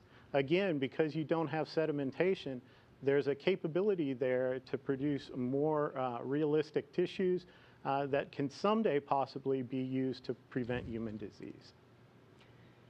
Now, Kurt, I know they have some cargo going up with them, but I understand they plan to bring some science back. That's right, Gary. A lot of their cargo going up with them are crew supplies and EVA supplies to support them if they have to do EVAs on board. But the cargo they'll be bringing down is science, and it comes from across the spectrum. We have student experiments in seeds that will be returning with the Crew Dragon. We also have a number of experiments that are dependent on their samples returning in frozen lockers on board the SpaceX Dragon to be able to do the science there. Those include rodent research tissues from the National Lab Rodent Research 17 mission, and also our veggie experiments, which are experiments in growing plants in space that will be needed when we go to more distant locations like the Moon and Mars. International Space Station Chief Scientist Kurt Costello, thank you so much for your time. Let's hear now from one of the next astronauts to fly to station on a Crew Dragon, talking with Marina Jurica. Marina. Thank you so much. I am so honored to be a part of today's momentous launch. My guest is no stranger to the International Space Station and will return there for the first time in nearly a decade for his third space flight with the Crew 1 launch expected later this year. Having logged 177 days in space from flights on the Space Shuttle Discovery to the Soyuz, JAXA astronaut Soichi Noguchi will have spent more time in space than any of his other crewmates. It is my pleasure to welcome him here with us today. Thank you so much for joining us, Soichi. Honjitsu wa arigato gozaimasu. Wow, that's wonderful. Marina, how are you doing? Thanks for having me today. This is wonderful. Today we are celebrating the launch, so I'm happy to be here. Thank you so much for being here with us. I am sure you have felt the excitement for today's launch, Soichi, and you will be on the next Crew Dragon flight after this one. Are you excited to launch from Kennedy Space Center again, and how are you preparing for this new vehicle? Yes, definitely we are excited to go back to Kennedy Space Center. My first space flight was from Kennedy Space Center on the Space Shuttle Discovery. That was 15 years ago, but my memory is still fresh. I still feel the vibration of the launch, the same launch pad of 39A that the demo to go up, and the same launch pad that we will go up as a Crew 1. And our crew is getting ready for the final training phase, which will come in the coming weeks. And the mood is really high, and we are ready to go up. And as you know, the International Space Station and space exploration is an international effort. How do you feel representing the Japanese Space Agency once again on the ISS? Well, I think the strengths of the International Space Station is the diversity of all the participating countries, and adding a diversity is definitely gives a rigidity to the program, and the same applies to our crew. Our crew one, we are four of us, but quite a different background, quite a different ethnicity, and definitely the diversity is the key word of our success to the crew one. And I'm sure it will be very successful. What are you looking forward to once you get back to the ISS? Well, this will be my third visit to the International Space Station. I like to see the things my colleagues keep saying, hey, you got to visit the space station again because it's getting more comfortable, more roomy, and I cannot wait to go back to my sleep station after 10 years. And nothing beats that view, does it? Oh, definitely. My last flight, we actually installed a big window called the cupola, and that was a big hit, obviously. This is the number one leisure time for astronauts, and I'm ready to shoot as many photos as I can this time as well. Amazing. I will look forward to seeing those photos. I'm sure you remember exactly what it feels like in these moments right before a launch. What do you think Robert Behnken and Douglas Hurley are feeling right now as they prepare to head to the ISS? Well, Doug and Bob, space shuttle veterans, they know the drill. They have launched. They experienced the launch before, so I think they're pretty relaxed. And so far through my training, I learned that most of the steps before the launch is quite similar to what we have in the space shuttle days. So different suit, different vehicle, but all the necessity steps to go up into the capsule should feel similar. So I'm pretty sure they are relaxed. Of course, they are very excited. I'm sure they are. Gokatsu yaku wo oinori shite imasu. Honjitsu wa arigato gozaimashita. Thank you so much, Soichi, for joining us today. Oh, Marina, you are so good. Domo arigato. And we'll both enjoy the beautiful lunch today. Thank you very much for having me. Bye-bye. Bye-bye. Good luck with your launch later this year. And as the excitement builds towards launch, I will send it back to you. Thank you, Marina. I now have the distinct pleasure of being joined by one of NASA's record-setting astronauts and a recent resident aboard the International Space Station, Christina Cook. Christina, thanks for joining us. Great to be with you, Dan. Christina, we're coming up on 20 years of continuous human presence on the space station, and you were one of those humans. What's it like to see a new milestone like this launch unfold after so much history already? So much history indeed. It is really just such a testament to NASA. Not only are we pushing the boundaries of knowledge and discovery and exploration, but we're pushing the boundaries on how we accomplish that mission. We're bringing in commercial partners, we're fostering a space economy, so we're making sure that we're always pushing forward, always taking that next step. I think it's such a privilege to be part of an organization that recognizes if we're not actually making steps and innovating every single time we do this, then we're not truly answering humanity's call to explore and to push those boundaries. Christina, I know Bob and Doug are veterans themselves, but what advice do you have for Bob and Doug, given your experience as a long-duration station crew member? Well, being able to live on board the International Space Station and work there is just such a privilege. You know, you're a steward of this amazing laboratory that's bringing so many benefits down to Earth and also learning how we can push farther into the universe. So it is quite an honor, and I think that's the main thing about how it feels to be up there for a long duration. You know, in terms of advice, Bob and Doug have been great mentors for me. They've given me advice for so many years. It's strange to be the one who could be in a position to offer them anything. But I would say that as, you know, shuttle flyers, they used to participate in missions that were really, really intense, go, go, go all the time. Long duration space flight is more of a marathon than a sprint. So I would tell them to take that moment, enjoy it, and, you know, really welcome the opportunity to have part of your mission be taking it all in and sharing that with the people that got you there. Thanks again, Christina. Always a pleasure to hear from you and fantastic words. Thank you for sharing. Thank you. My pleasure. So once again, once Bob and Doug arrive at the station, They'll be greeted by astronaut Chris Cassidy, but before we do that, let's toss to a briefing.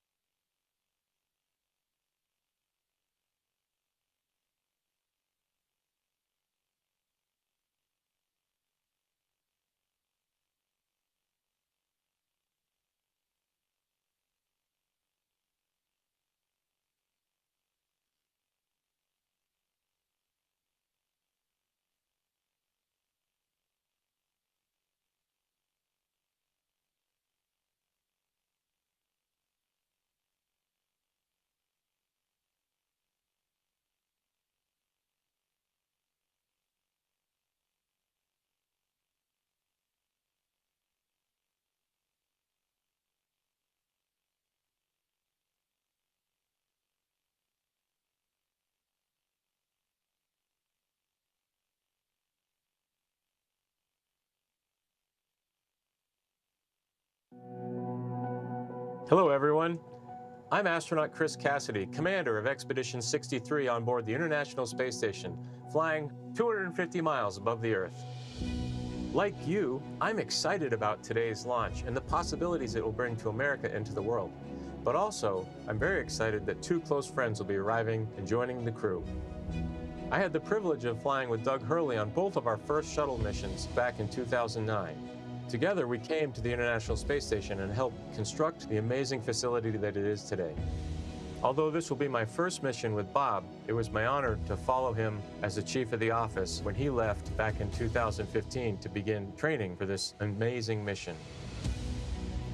Personally, I've been very fortunate to fly in two different spacecraft. Launching from America on the shuttle, and most recently launching from Kazakhstan in the Soyuz. But I can't tell you how exciting it is to know that we're once again launching Americans from the coast of Florida. And finally, here's a story I'd like to share with you. Back in 1981, John Young and Bob Crippen launched on Space Shuttle Columbia, the very first space shuttle flight, marking the last time we flew Americans on a brand new vehicle. 434, Mike, Cuba, Roger. With them, they flew an American flag, representing America's technical prowess. Roger, roll, Atlanta. 30 years later, that same flag was flown to the International Space Station. This flag remains here today, waiting for Bob and Doug.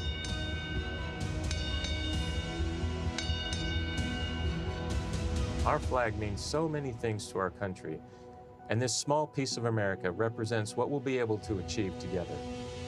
We'll never stop exploring. And so Bob and Doug can take this very special flag home to Earth, where it awaits its next journey to the cosmos. In a few years, the first Orion crew will take this flag with it around the moon. All of this starts today. I'll be watching outside the window, along with everyone else in America and around the world. I can't wait to look out the window and see my friends on close approach. Go Falcon 9, go Dragon, and go Bob and Doug. I'll see you soon. And that was a very special message from NASA astronaut Chris Cassidy. Right now, the lone American aboard the International Space Station, so he will be ready and waiting to welcome Bob and Doug when they arrive tomorrow, if liftoff happens today, a little later tomorrow morning. The countdown now stands at T-minus 1 hour, 25 minutes, 54 seconds, and counting until launch. And we'd like to share with you just how much has happened here at Kennedy Space Center since the last time we had a crew on the pad launching from here. As you can imagine, the end of the shuttle era was a bittersweet moment for many people across this spaceport. But in the end, we knew we were striving for this day, and here we are. Joining us now is Kennedy Space Center's Deputy Director, Janet Petro, on the comeback we've seen across Florida's Space Coast. She's with Daryl Nail now at OSB-2. Daryl? Yeah, thank you, Marie. Janet, you were just telling me you were there at the crew walkout. Tell me a little bit about what you saw between the astronauts and their families? So it's very historic. It was very emotional. So when Doug and Bob first came out of the doors, of course, a cheer went up from everybody. The Vice President was there, Elon was there, the crew families was there, and of course, Bob, myself, and the rest of the center leadership was there to cheer them on. But then, when they came out and then they went to the families, and Bob Behnken said, virtual hug, and he shouted out, virtual hug, and he did this motion, and of course his child also did that virtual hug, and so I guess that's the tradition of doing a virtual hug with the families. And then they, then they walked and got in the Tesla, either side, and the family walked right up to the window of the Tesla and were talking, having a private last moment with their father, hand on the window. It was very emotional. I had tears in my eyes. I don't know how many other people had tears in their eyes, but it was really a special, emotional moment, and everybody was, of course, wishing them well. A lot of I love yous, a lot of Godspeeds, a lot of Ad Astra, take care, all of that. So it was very special. Thank you so much for sharing that with us. And in the context of why it's so important, Janet, you remember, you've been here since 2007. Yep. You were here at 2011 when Shuttle Atlantis came to wheel stop. I've talked to my uncle and father who worked out here. Layoff notices went out like the next day when the shuttle came to a stop. It was a very sad time. Bob Cabana, the director here, called it depressing. Tell me about that time and how far we've come. Yeah, so as you note, it was the end of a very iconic program. A lot of people had spent their entire career working on the Space Shuttle program. So 135 flights, all of them launching from Launch Complex 39, many from 39A, where we're going to be launching from today, and then returning back, at the shuttle landing facility. Those two iconic sonic booms was something that all along the Space Coast people really resonated with, really felt in their hearts and looked forward to. So it was a very sad time, but I will tell you that 30-year program, we had planned for it.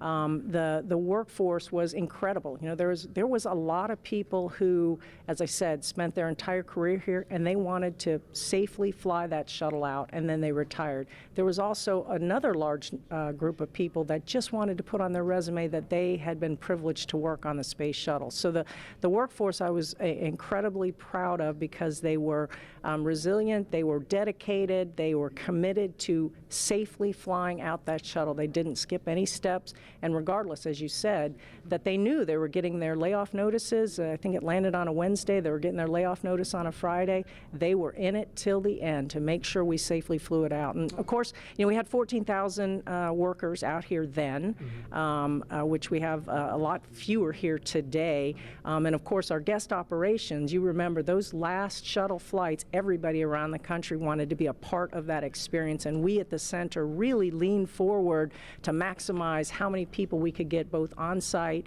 and never mind how many people were lined up at the beaches all along the river to watch that last flight. And of course, today with COVID, unfortunately, we weren't able to have any on-site guest operations, which was pretty sad for this historic flight. But I'll bet that there's a ton of people watching from the beaches or from even their TV as we launch here today. I'm sure there is, and tribute to your leadership and Bob Cabana's as well.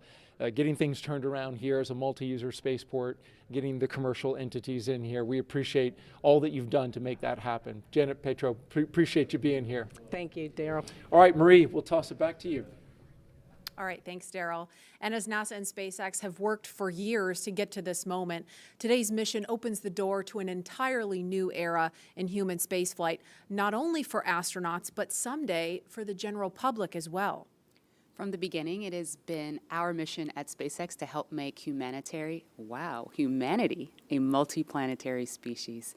And today's mission is an important step towards that goal. The key to opening up space access for people like you and me is reusability. Without it, traveling to space is just far too expensive for the average person to do.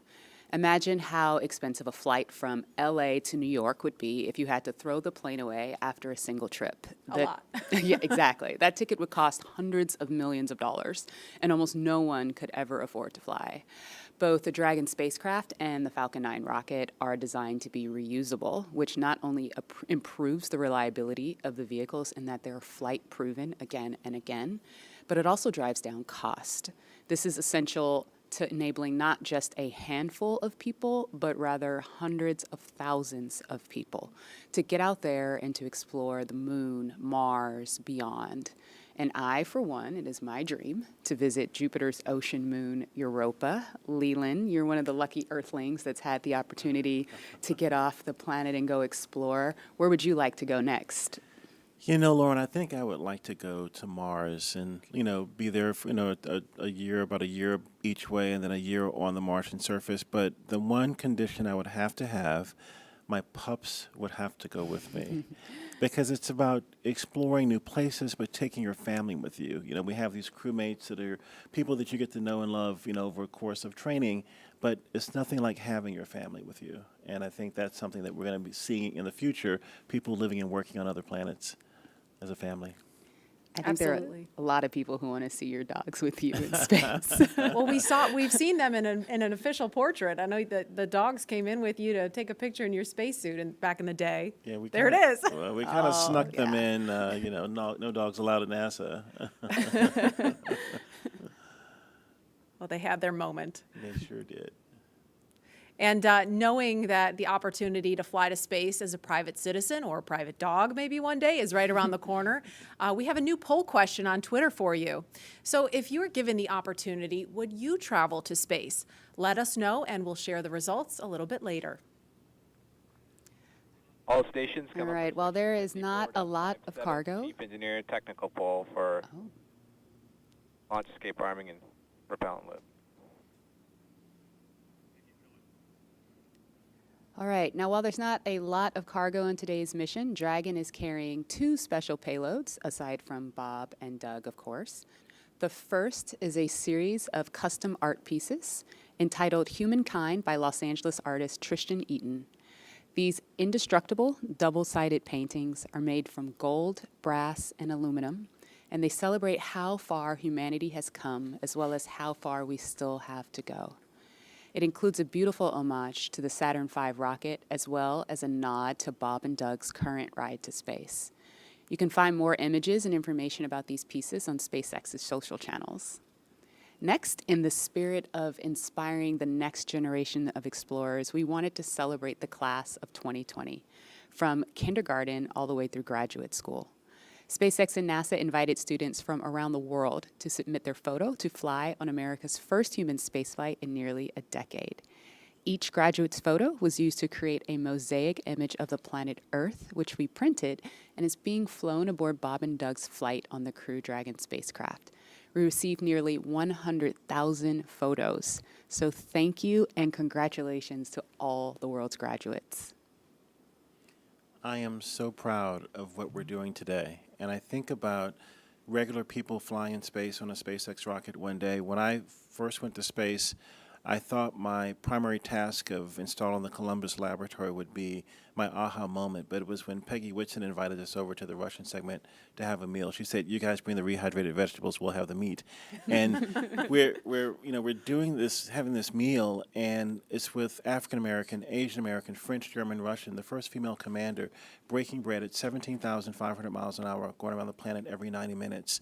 And when I think of that perspective shift that I got looking out the window, flying over my hometown, flying over Leo's hometown in Paris, flying over Yuri's hometown in Russia, it brought us all together as a civilization. And I think that's what spaceflight does for us. The more people that have the opportunity to go to space will feel like it's an international family of people working together for the good of humanity and all humankind. Absolutely, and it's exactly what that piece of art was all about. Yeah. And following today's mission, we will be one step closer to a future where we can all have that experience. We can all have that orbital perspective and the ability to explore new worlds. In just over an hour from now, Bob and Doug will be the first people to launch on an American vehicle in almost a decade. For the team at SpaceX, it's really hard to put into words how honored we feel about the trust that Bob, Doug, and NASA have put into our team to carry out this critical mission. I worked on Crew Dragon for 2 years, and I can just imagine what all of my friends and colleagues are thinking right now as they sit in anticipation and excitement for what's to come. Absolutely. And speaking of those who have carried the hopes and dreams of science and exploration, we have a few shout outs to share with you from some big fans of NASA and SpaceX. Wow, we're making history again. The NASA program. I am there with you guys in spirit. Bob, Doug, good luck. I know you'll be fine. I'll be watching and got everything crossed, arms, legs. I'm tied in a knot. Can't wait for you to get back safely. This is the first time a U.S.-built rocket has taken people into space in 9 years. It's quite an accomplishment.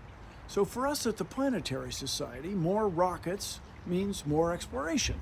More people in space means more exploration. More countries involved in the endeavor of spaceflight means more exploration. This is how we know the cosmos and our place within it. So congratulations, SpaceX. Here's wishing your team, and the crew especially, a safe journey and the joy of discovery. Let's go. And a big thanks to William Shatner and Bill Nye for those well wishes. And while we're keeping an eye on the pad, we want to bring in NASA astronaut Rex Walheim. If that name rings a bell, it's because he flew 3 space shuttle missions to the International Space Station, including the final one by Atlantis, STS-135. He was one of the last 4 people to ascend the tower at Pad 39A and head to space. And he currently is Deputy Director of Safety and Mission Assurance at Johnson Space Center in Houston. Rex Walheim, thanks for joining us. You and Leland actually flew together. Hey, Rex We did. Dog. Great flight. Really enjoyed flying with Leland. Hey, old dog. Rex, you flew on the final shuttle mission, we said STS-135 with Doug, in fact. What's it like seeing him in Crew Dragon right now? It's great. This is what we've been looking forward to. You know, after the end of the shuttle program, you know, it was a very important time where we wanted to transition to this commercialization of space flight to allow these commercial companies to take our astronauts to and from the space station. So in the 9 years we've had since we last landed on Atlantis, we've really worked hard for that. We've worked with our SpaceX partners and our Boeing partners, and here we are. Today's the day. We're taking that first step in this new era. What do you remember most about launch day for STS-135? I think it was just you felt the weight of it. The space shuttle was a storied program, 135 flights, and thousands of people had poured their lives into this program to launch probes to the planets, to launch the Hubble Space Telescope, and then, of course, to build the International Space Station. So you knew the incredible accomplishments of this program, and so you wanted to finish strong. And then when it finally became launch day, you'd finished the studying, you'd worked really hard, and now it was time to kind of soak it in. And I think that's what Bob and Doug are doing right now. They're sitting on the vehicle, talking to each other, listening to the sounds, and feeling the vibrations as it starts up. And it's going to be a great experience for them. Hi, Rex. What is your take on private astronauts going to space? I think it's great. I think the more we can do to commercialize space, to make access easier, the better we are. And I think that's part of this whole program. You get the cost down, then more people can afford it. And you get the cost down, you can do more things in space, more science, more research. And it is a transformative experience to fly in space, and I wish more people could see that. When you look out on the planet, like Leland was talking about earlier, with your crewmates from different countries all around the world, it gives you a different perspective. It gives you a perspective that we're all crewmates on this planet Earth. And we kind of get that now with the pandemic. We understand that we're all in this together. And that's what the space program does, and I want to see more people get a chance to see the Earth from that vantage point. And I think it'll bring us all closer together. Hey, Rex, a very serious question here. The worm or the meatball? Leland, I saw you dissing the worm earlier. How can you do that? The worm is awesome. I'm so glad to have the NASA worm insignia back. It's great. All right, well, thank you very much, Rex. We appreciate you. And as we watch Bob and Doug there in the capsule, we are an hour, 10 minutes, 57 seconds and counting from launch, and we're going to send it over to Hawthorne for an update. Jesse? Thanks, Marie. We're just an hour and 13 minutes away from launch, and things are really getting ready to pick up here. Since arriving at the spacecraft, Bob and Doug were helped by our closeout engineers to get into their seats, attach their suits to special umbilicals that provide breathing air, pressurized nitrox, and a communication link to Dragon systems. They conducted leak checks, which were successful, and communications checks with the Corps here in Hawthorne, which is the person who will speak to them directly throughout the entire mission, as well as the launch director in Florida. This is where they are checking their comm path through both ground stations and the tracking and data relay satellites that we'll use to talk to the crew the entire way to the station. That's right, and after those suit checks were complete, the closeout team was able to seal up the hatch, which also got its own leak check, and we confirmed that it was good to go. The closeout team at this point has already departed the area around the pad. They were about 25 minutes ahead of their schedule, and right now weather operators are kicking off their final check on wind speeds at the pad, which are going to be used, and they're really important for that final go, no-go for launch. Before we get to that final go, no-go, various teams at both NASA and SpaceX are going to do some internal go polls, just making sure conditions are good with Falcon 9, the Dragon, the crew, the range, and the space station before the final go is given. So let's check back in with Houston real quick for a status on the team there supporting the space station on their readiness for launch. In Mission Control Houston, led by Flight Director Zeb Scoville, has been polled, and we're go for launch. All systems on board the station that are required to be healthy for the mission are reported good, and we're standing by. Station power and communication systems are looking healthy, life support systems and thermal conditions are normal, and the trajectory is right on track to ensure that Dragon's flight will meet right up with the orbiting complex as planned. Chris Cassidy aboard the International Space Station is finishing up some tasks, going into his pre-sleep period, and will be able to watch the launch of Bob and Doug. Mission Control Houston will largely be in a monitor mode for the first 18 hours of the flight, with the team here really jumping into the mix tomorrow when Dragon gets in range of the International Space Station and we begin integrated operations. So I'll send it back. Everything's green on our board from the International Space Station. Go Falcon 9, go Dragon, and Godspeed to Bob and Doug. All right, thank you, Gary. If you are just now joining us, you picked a really good time because we are 1 hour, 8 minutes and counting away from launch. And this is our coverage for this mission known as Demonstration Mission 2 or Demo 2. Liftoff time still holding for 4:33 p.m. Eastern, tracking no issues with Falcon 9 or Dragon, and we're still waiting for that weather to hopefully cooperate. We're still tracking a few things like precipitation and flight through clouds. We're hoping that clears within the next 20 minutes or so. Over the last 3 hours, our crew members, Doug Hurley and Bob Benkin, donned their SpaceX suits in the historic crew quarters suit-up room and made their way out to Launch Pad 39A. They walked out of the crew quarters building just as every astronaut to fly from this spaceport has done since Apollo 7. They were transported to the pad where the crew now on board the Crew Dragon spacecraft, and we're continuing to get views of them inside that cabin live. Today is a historic launch. It will be the first time a commercially built spacecraft will launch people into orbit, and the first time since the U.S. has sent people to the space station from American soil since 2011 with the retirement of the Space Shuttle program. Over the next hour, we will conduct a series of polls to get ready for launch, have Bob and Doug arm the launch escape system, and begin fueling Falcon 9. Launch is set for 4:33 p.m. Eastern. This will include a 12-minute flight to orbit and then a 19-hour flight to dock with the International Space Station at 11:30 a.m. Eastern Time tomorrow. Today's mission is the culmination of years of work between the teams at SpaceX and at NASA. Demo 2 is going to be an end-to-end flight test. We're going to start with launch today, go all the way to docking with the space station, and then when Bob and Doug come home, splashing down in the Atlantic. And this is going to be the final test for NASA to certify SpaceX for regular crew flights to the space station. And we've been hearing a little from the crew on board Dragon, which they are currently strapped into their seats, as you can see on your right screen.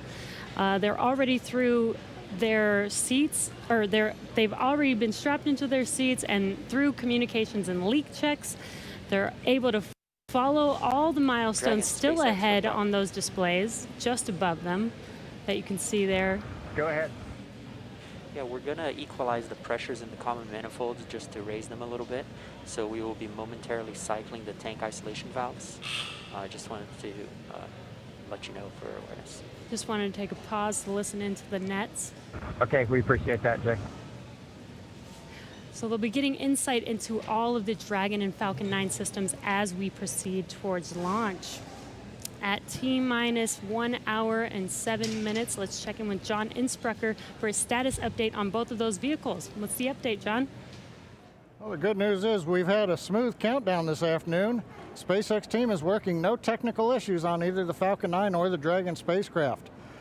For the Falcon 9, operators have they're actually still in work. They're going to complete in a few minutes propulsion checkouts that are being done on both the first and second stages.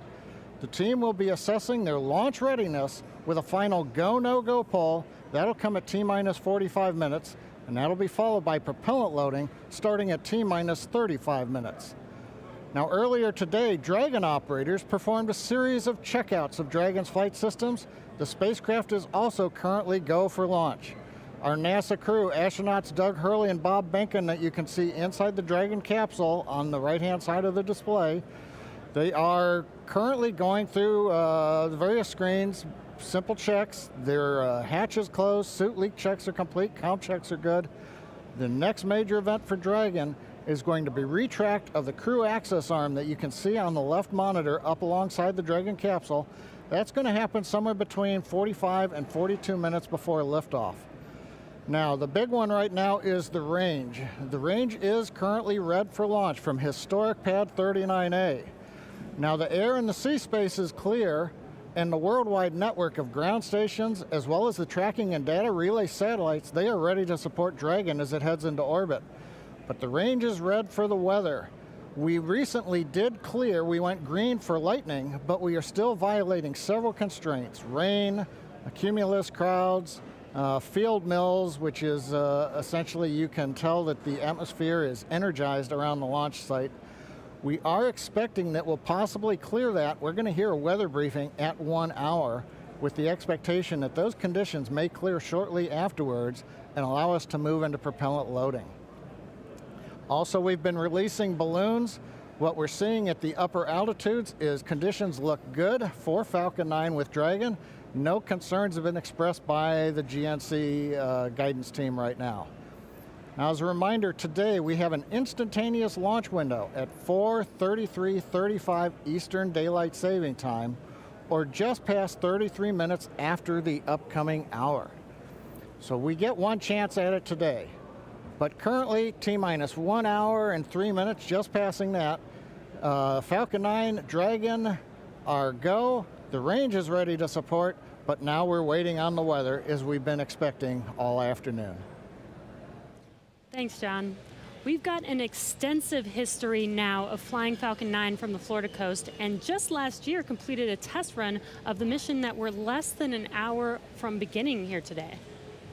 The purpose of that mission was to demonstrate Dragon's capability to safely and reliably fly to and from the International Space Station. The success of Demo 1 was a really exciting moment, and it paved the way for today's mission, where we are just moments away, hopefully if we get that weather, from flying U.S. astronauts from U.S. soil for the first time since 2011. Dragon and Falcon 9 together have years of operational experience, or what we refer to as flight heritage. As I mentioned earlier, SpaceX has successfully completed 21 flights of Dragon to and from orbit since 2010, including 20 trips to the International Space Station. Not only have we conducted thousands of hours of testing, we've also enhanced and added a number of safety features to Dragon.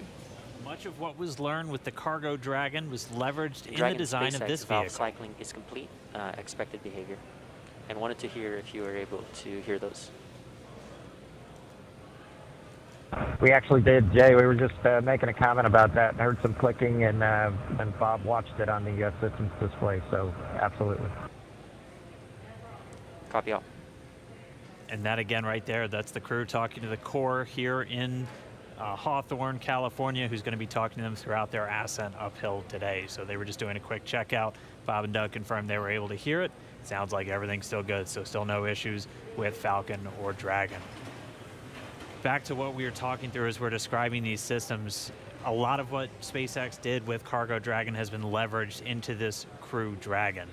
The vehicle is designed to be fully autonomous, which means it can basically fly itself, but it also features a full manual override capability if the crew needs to take control in case of emergency.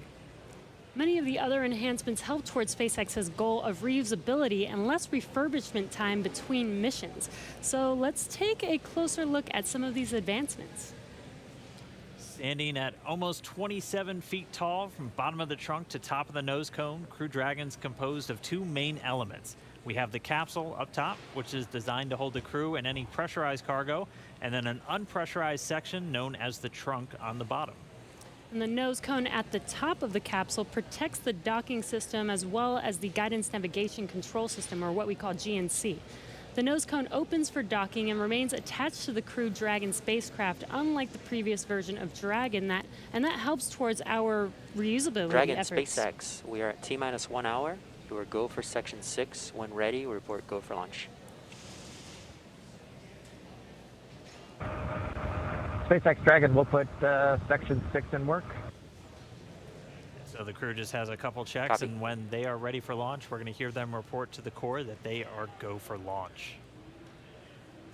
Continuing to walk you through the Dragon spacecraft, opposite of that nose cone is the trunk. We can see it on the left-hand screen there, where it's kind of split right down the middle with the left side black and the right side white. The trunk provides an attachment point to Falcon 9, the Dragon capsule, and can carry any cargo uphill. On the outside, one half of the trunk contains a radiator that rejects heat from the active thermal control system into space using SpaceX's new Pica tiling technology. The other half contains solar cells that are used to charge the spacecraft's batteries during flight. SpaceX Dragon, Bob and I are go for launch. And you heard that call out right Copy, there. go for launch. Next up will be the go no go pull at T-minus 45. Bob and Doug are go for launch, and Hey, next Captain, up, we're holding in step 6.5. you're hearing it live from the nets. This is amazing, very exciting. The spacecraft is designed to accommodate up to 7 crew members with modular seats that can be removed and replaced by additional cargo. The seats are made of carbon fiber and will be custom sized for any crew members flying on board. That control panel that's centered between the pilot and commander seats consists of 3 touchscreen displays, and that just again allows the crew to operate the vehicle and fly it manually, but also look at all of their procedures, relative position over the Earth, the space station, any alarms, alerts, anything that they could possibly want to do on Dragon is through those touchscreens. And lastly, our Super Draco launch escape system is a key safety feature of Crew Dragon, giving the crew the ability to safely escape from the time of launch all the way to orbit. And that launch escape system was put into work a little bit earlier this year, again on that in-flight abort test. As we look to the future beyond this test flight, the first operational SpaceX crewed mission for NASA will be a little bit later this year after Bob and Doug come home. NASA astronauts Mike Hopkins, Victor Glover, and Shannon Walker, and Suichi Noguchi of the Japan Aerospace Exploration Agency, or JAXA, were chosen to support this mission, being called Crew 1. But today, Doug Hurley is the spacecraft commander for this mission. He previously flew on 2 space shuttle missions as the pilot on STS-127 and STS-135, which was the final space shuttle flight. Here's a closer look at Doug Hurley. Please review your launch commit criteria. Again, this is to review and confirm no violation of launch commit criteria. We are tracking one issue with weather still. And I think we'll need to track that all the way down to launch to clear that. This poll also go for arming and launch escape system and a go for propellant load. And this is the on Countdown Net reporting that the technical poll was completed. All systems are proceeding.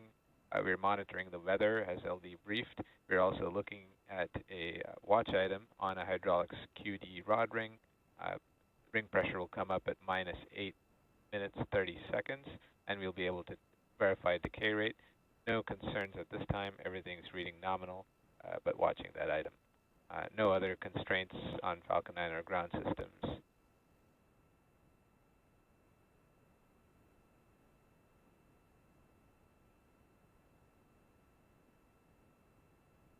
Stage 2 RP1 bleed is complete.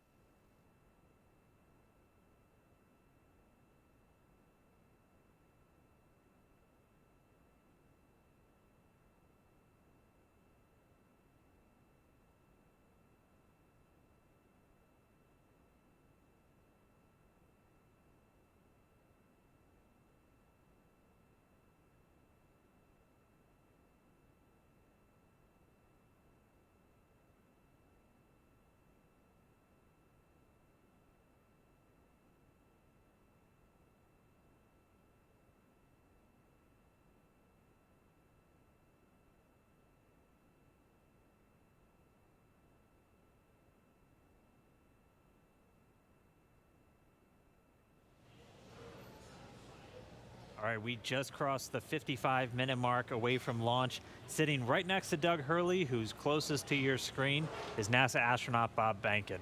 He is the Joint Operations Commander for Demo 2, and Behnken previously flew on 2 space shuttle missions, STS-123 and STS-130, and also served a tour as Chief of the Astronaut Office. So here's a little bit more about the man who said testing out a brand new spacecraft is an astronaut's dream.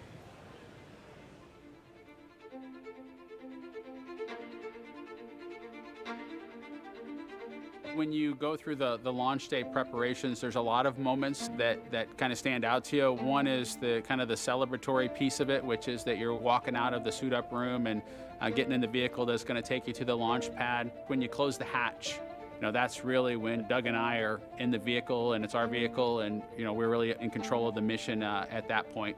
Test pilots, their task proved that man could fly into orbit around the Earth and return live and well to talk about it. There's always a balance of managing risk as you go forward to execute a test point and figuring out a way to collect the data. We hear a sound. Okay, is that sound an expected sound? Or we see a light, is that light an expected light? What's the source of it? Does it sync up with something else that's going on or not? So trying to dissect all of that in real time in your head is, a lot of things happen like that on launching of a vehicle. From St. Anne, Missouri, he is an Air Force colonel and flight test engineer. He flew aboard Space Shuttle Endeavour twice. Introducing NASA astronaut Bob Behnken.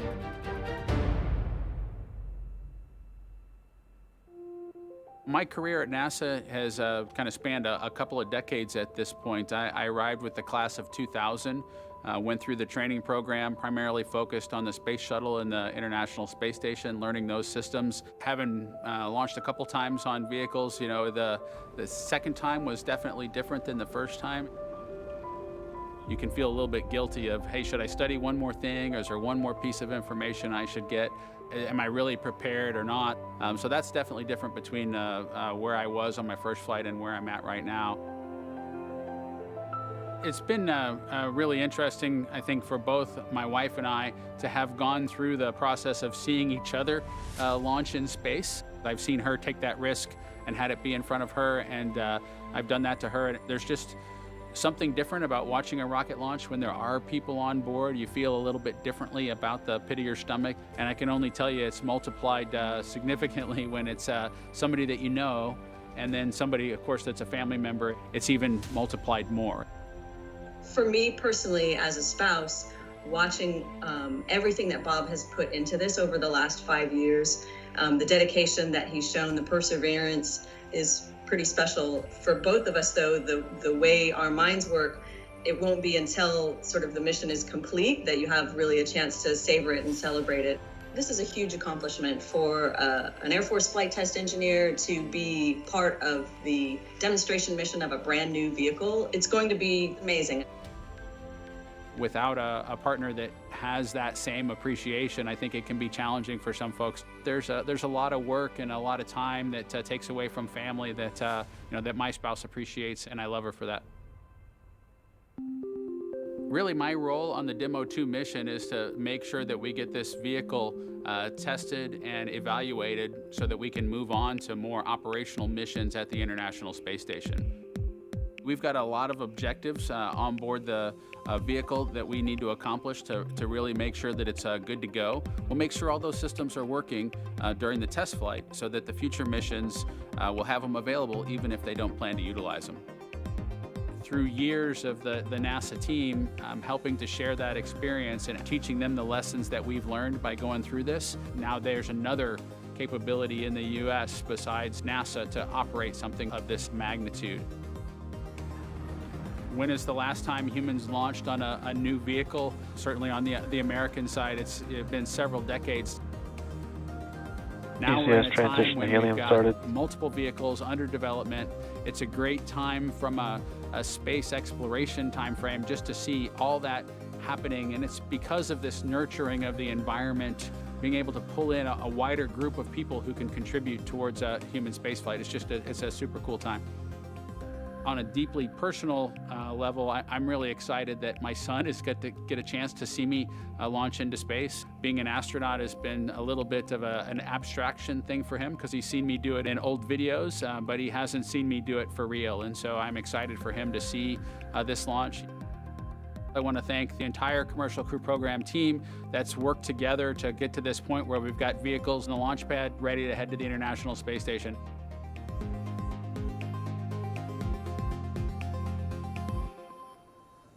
We're just over 49.5 minutes away from launch of the Falcon 9 carrying Dragon to the space station.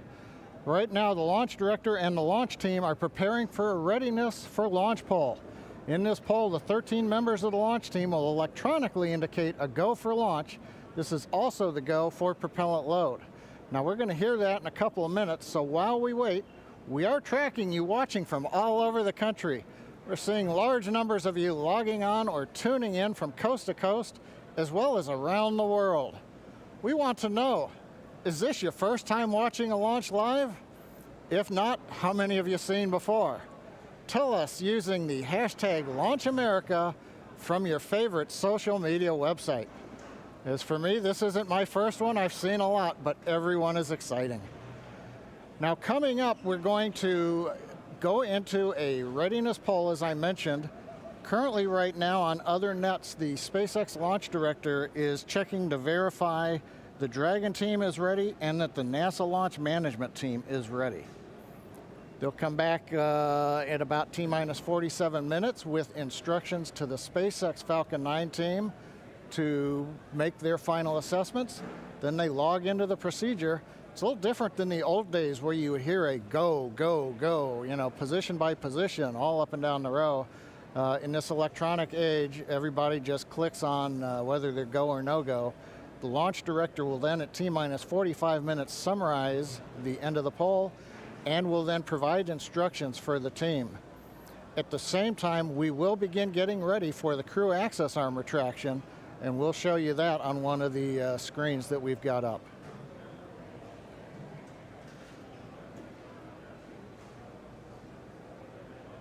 Now, currently, we are continuing to monitor the weather. The weather is still red. It is improving. We're looking at one cell between the radar and the pad. We're keeping our fingers crossed that conditions will improve, but we're going to be watching that for about another 15 minutes. So it looks like we're going to be good to begin propellant load once we hear the polls, but we still have to get the get the range green so that we can actually do the launch in just 47 minutes from now. Let's listen to the countdown net for a moment.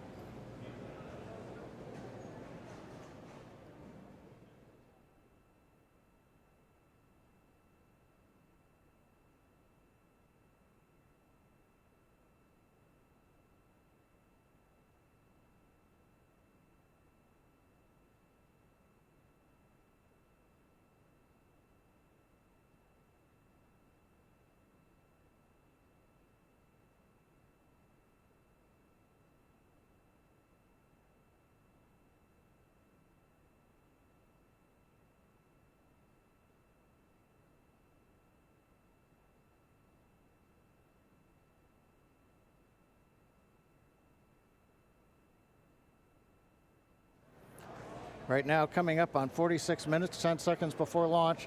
Didn't hear any significant chatter coming over countdown 1. Yes, launch director in the countdown net. Poll is complete, and we have a go to proceed with propellant load.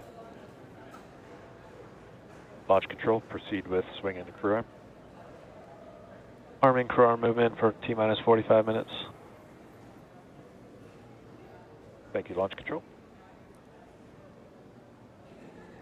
A reminder in control room on hold and launch escape protocol. For non-urgent no-go conditions, brief CE or LD, and it will approve aborting the launch auto sequence and proceed to launch abort. For urgent issues affecting the safety of the operation, operators shall call hold, hold, hold on the countdown net. Launch control will abort the launch auto sequence immediately and proceed into the launch abort auto sequence. Operators shall also advise the launch director whether structural breakup or fire is imminent or occurring per Dragon manual escape flight rules. Remainder on fire alarm instructions. Here in Fire Room 4, in the event of a fire alarm, key operators, previously briefed, will remain at their post while the alarm is evaluated. In In the event that personal safety is threatened, we will evacuate to the south-facing emergency exit, which leads directly outside. One final reminder, they'll be arming the launch escape system momentarily. Need all personnel, please stay in your seats from now through orbit insertion and Dragon separation from the second stage. Crew access arm retract has started. And you've heard Mike Taylor, the SpaceX launch director, give instructions to the team. We've also just heard the call. The crew access arm retraction is underway. Great view from the camera inside the White Room as we see the arm moving away from the Dragon capsule, one of the major events necessary to get down to T0. The next one coming up will be arming of the escape system on the Dragon capsule. Now, right now, the next plan for Falcon 9, T-minus 35 minutes, we will begin loading propellant onto the first and second stages. Now, currently, Falcon 9's looking good. Dragon's looking good. The range continues to be go for launch in terms of the clearance around the launch pad, both the air and the sea space. Looking at the flight corridor, the ground stations, the NASA tracking and data relay satellites are ready to support. And we just continue to monitor the weather. Our team is getting constant updates. We're monitoring weather data sensors around the launch site, looking to make sure that we can get everything into the green position. The one that we're mostly looking at right now is how much rain we're going to get between now and liftoff, whether it's just going to be mild precipitation that's within the rules for loading propellant. That's what the expectation is, but we're going to continue to watch that. So fingers crossed, but right now coming up at T-minus 43 minutes, 18 seconds and counting, everything but the weather's go, and the weather is trending in the right direction. So we've got our fingers crossed here.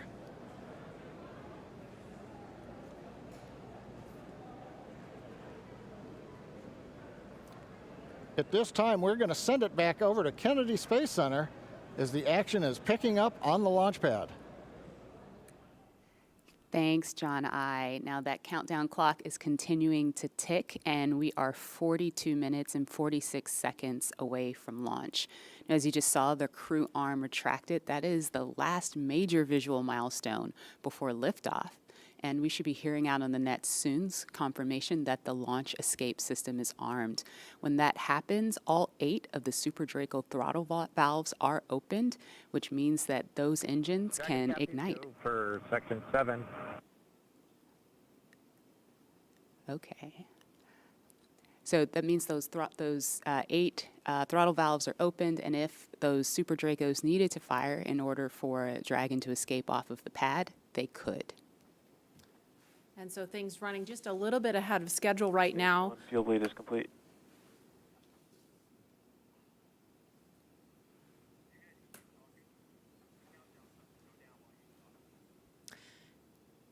Now, we just saw the crew access arm retract just a minute ago.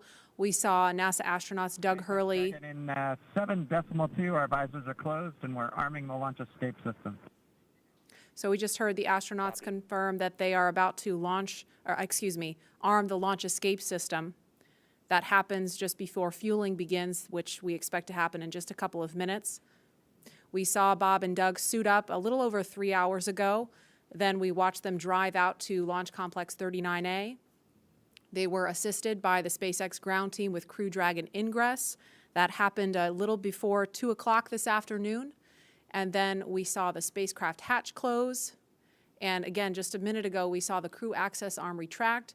We just heard that the crew armed the launch escape system. And in just a few minutes, we are going to hear the call that they have started propellant loading.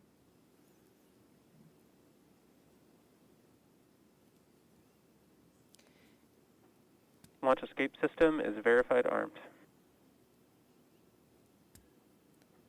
So we just heard that verification that the launch escape system is armed. We're switching to GN2.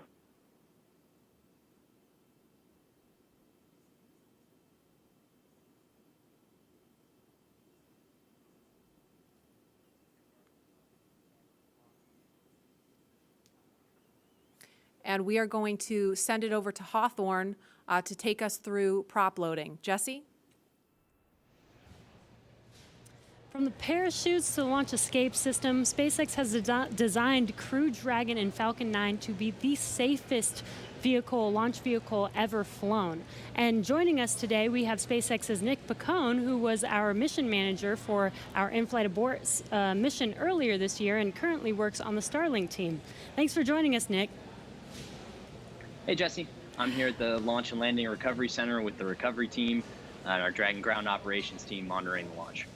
Awesome. Can you tell us more about the critical safety features on this new version of Dragon? Sure. So Dragon 2 was designed with long-term reuse and reliability in mind. So fundamentally, there are multiple layers of redundancy to any of the failure modes that we could conceive of, that NASA could conceive of when we were working to design and test this vehicle over the past few years. But in the event that we encounter an unforeseen failure mode or multiple failures which push us outside of our design space, Dragon also has backup systems and operational controls intended to keep Bob and Doug safe. I'm sure you've heard a lot about it today, but the launch escape system is the primary backup system that we have from the moment that the vehicle is here on pad being fueled all the way up until orbital insertion. At a high level, the launch escape system, in the event of a major Falcon anomaly or emergency, will terminate Falcon thrust, separate Dragon from Falcon, and it'll use Dragon's 8 Super Draco engines to quickly pull the vehicle away from any kind of Falcon anomaly.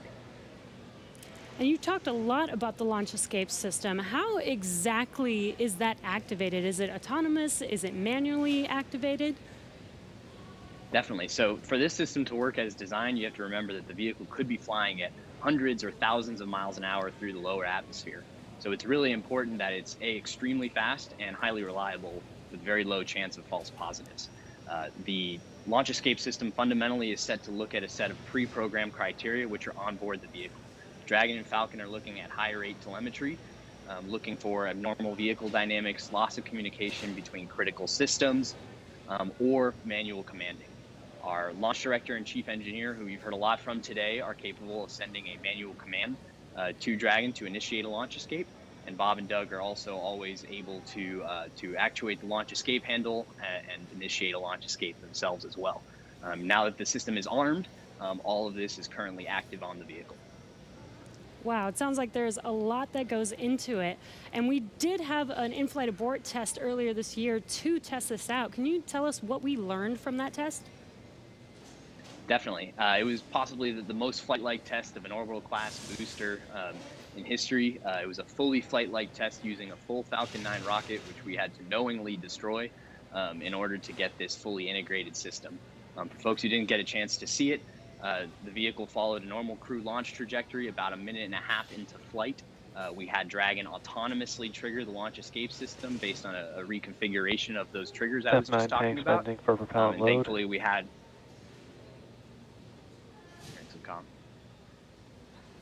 we continued through flight, had a successful parachute deployment and splashdown, and we did see Falcon rather spectacularly blow up about 10 seconds after separation. It's important to recognize that all of that happens from command to actual separation of the vehicle in under half a second. Wow, yeah, that sounds amazing. Thank you so much, Nick, for joining us and talking through those details with us. Enjoy the launch today. So we're going to send it back to KSC with Lauren. Thank you, Jesse. We are about a minute and a half away from propellant load. At T-minus 35 minutes, we should hear the call out on the nets that propellant load has started. So that's about a minute and 13 seconds away.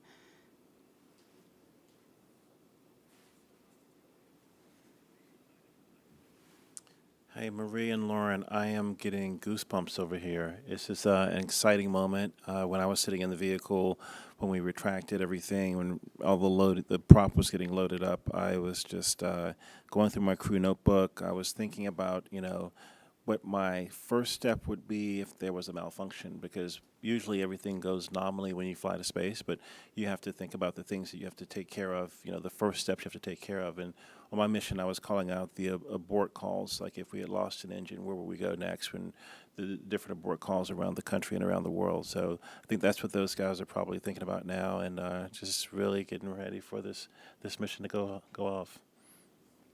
Absolutely, and we're just now about 20 seconds from when we expect propellant loading to start. Again, that's fueling of the rocket.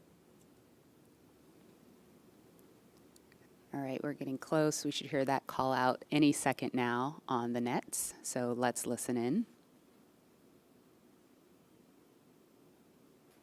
Propellant load has started. Fantastic. So prop load has started. We've started loading liquid oxygen on stage 1 and stage 2. And yeah, liquid oxygen and RP1, which is our rocket grade kerosene. So now that we are 34 minutes and 42 seconds away from the first launch of astronauts into orbit from American soil since 2011, we know that the launch escape system is armed, which happened just before fueling. Dragon prop load happened weeks ago, actually just a few miles down the road at what we call Dragon Land. And those propellants, which are MMH, or monomethyl that's our fuel, and NTO, or nitrogen tetroxide, that's our oxidizer, those not only feed the Draco engines that propel Dragon on orbit, but they also supply those 8 Super Draco engines of the launch escape system. So I have one right here, a little model. Oh, it doesn't come off the stand. Don't break it, Lauren. All right, I know, it's very nice. So as you can see, the Dragon is actually broken up into 4 quads, and each quad has 2 of the Super Draco engines for a total of 8 of them. And as I mentioned, they are biprop engines. They have MMH and NTO as their oxidizer. Now, most abort systems from past space vehicles, I believe like Soyuz, Mercury, Apollo, they all had a pointy escape tower on top where there was essentially like a mini rocket engine or a series of rocket engines on top. And if they weren't used, that escape tower would have to jettison itself from the vehicle.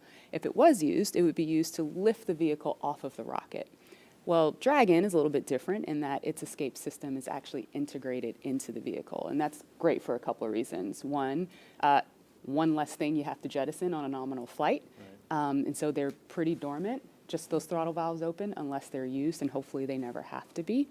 And yeah, I mean, the other thing that offers you is the ability to escape from the pad all the way to orbit. Right. Because if you jettisoned your escape system prior to that, you couldn't. Mm-hmm. So yeah, that's little Dragon there. Again, right. New era, much safer design. Yeah, absolutely. Thanks for walking us through that, Lauren. Again, the launch escape system is armed. That protects Bob and Doug so that if something were to go wrong, they can shoot off of the pad away from the rocket and parachute to safety in the ocean. That is such a crucial safety capability. And so now we want to go over to Hawthorne for an operational update with John. Thanks, Marie. We are counting down those final minutes. Everything is still looking good on the Falcon 9 and the Dragon vehicles for an on-time launch, but weather is trending the wrong way right now. We're keeping our ears open in case we hear that the weather is going to be no-go for the rest of the count. Right now, we are counting down at T-minus 32 minutes. Stage 1 locks and Falcon 9 RP1 did flow rates begin are nominal. propellant load at T-minus 35 minutes, right on time. The propellants we use on Falcon 9 are a fuel, which is rocket-grade kerosene, also called RP1, refined petroleum. We use an oxidizer, and that's the super chilled liquid oxygen, or LOX as we call it. Those 2 propellants come together, but they don't light, so we need an ignition source to complete the fire triangle. For this, Falcon 9 uses a fluid called T-tub. You might see that just before first stage ignition, or maybe later in the second stage ignition. You get a green-colored flame as the T-tub comes out into the oxygen, and that ignites the main engines right before the rocket takes off or the second stage engine lights. Now, currently in the fueling, RP1 fuel is about 10% full on the first stage. That's the bottom 2/3 of the stack of the vehicle you can see on the left. The first stage is that long white cylinder at the bottom, plus that black cylinder called the inner stage. That's the entire first stage that we're loading with LOX and RP1 kerosene. That's the part that comes back to Earth. The second stage just above it, the white cylinder, and then above that will be the Dragon trunk and the capsule. Now currently, the second stage is also loading fuel with RP1. That's about 8% full right now. We are loading liquid oxygen on the first stage. The second stage liquid oxygen load will begin at T-minus 16.5 minutes if the weather cooperates. So LOX loading will then continue on both the first and second stage until the last few minutes of the countdown. Helium loading is also underway into pressure vessels on the second stage. We use that to pressurize the tanks in flight as the propellant is being pulled out by the Merlin turbopumps. Dragon on board the spacecraft. You can see the astronauts are monitoring systems while propellant is loaded into the Falcon 9. Now, when we Stage 1 flew cryohelium load the has first started. demo flight last year and then the in-flight escape test earlier this year, the sounds inside the Dragon capsule were recorded. So as part of the training, the sounds of the propellant loading were played back to acclimate the crew to what they're experiencing now. I'm listening to some discussion on one of the back nets, trying to track where we are with the weather criteria. We're just passing another weather gate right now, trying to see whether or not the conditions are go. In certain situations, when the weather is no go, you have to wait 30 minutes, and we are now inside of 30 minutes.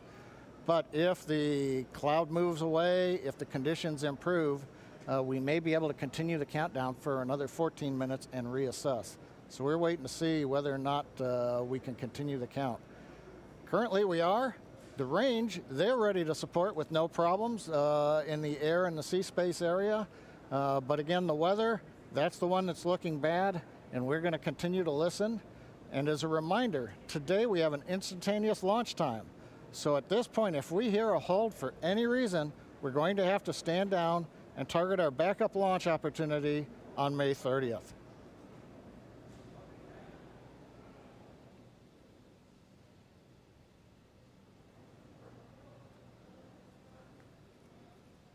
For Demo 2, Bob and Doug's flight to station will take about 19 hours, and their journey is fairly similar to the trip our cargo Dragon makes back and forth to the International Space Station, with two noticeable differences: docking and splashdown.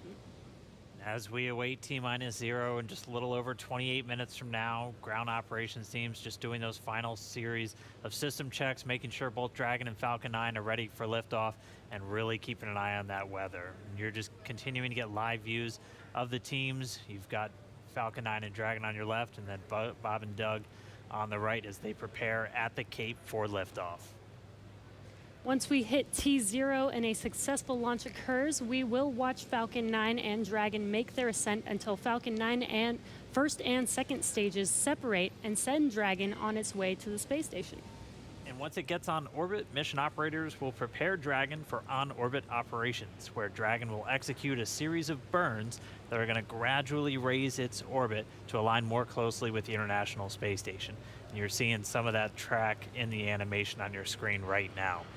After doing enough of Dragon, those burns, SpaceX they'll put Dragon... update. Oh, sounds like we're going to get a weather update real quick for the crew. Go ahead, SpaceX. Yeah, we're currently just evaluating a constraint on the field mill rule, which looks at lightning energy dissipation. We expect to have an update at about T-20 and more information there on whether we would be able to continue into the prop load or scrub at that time.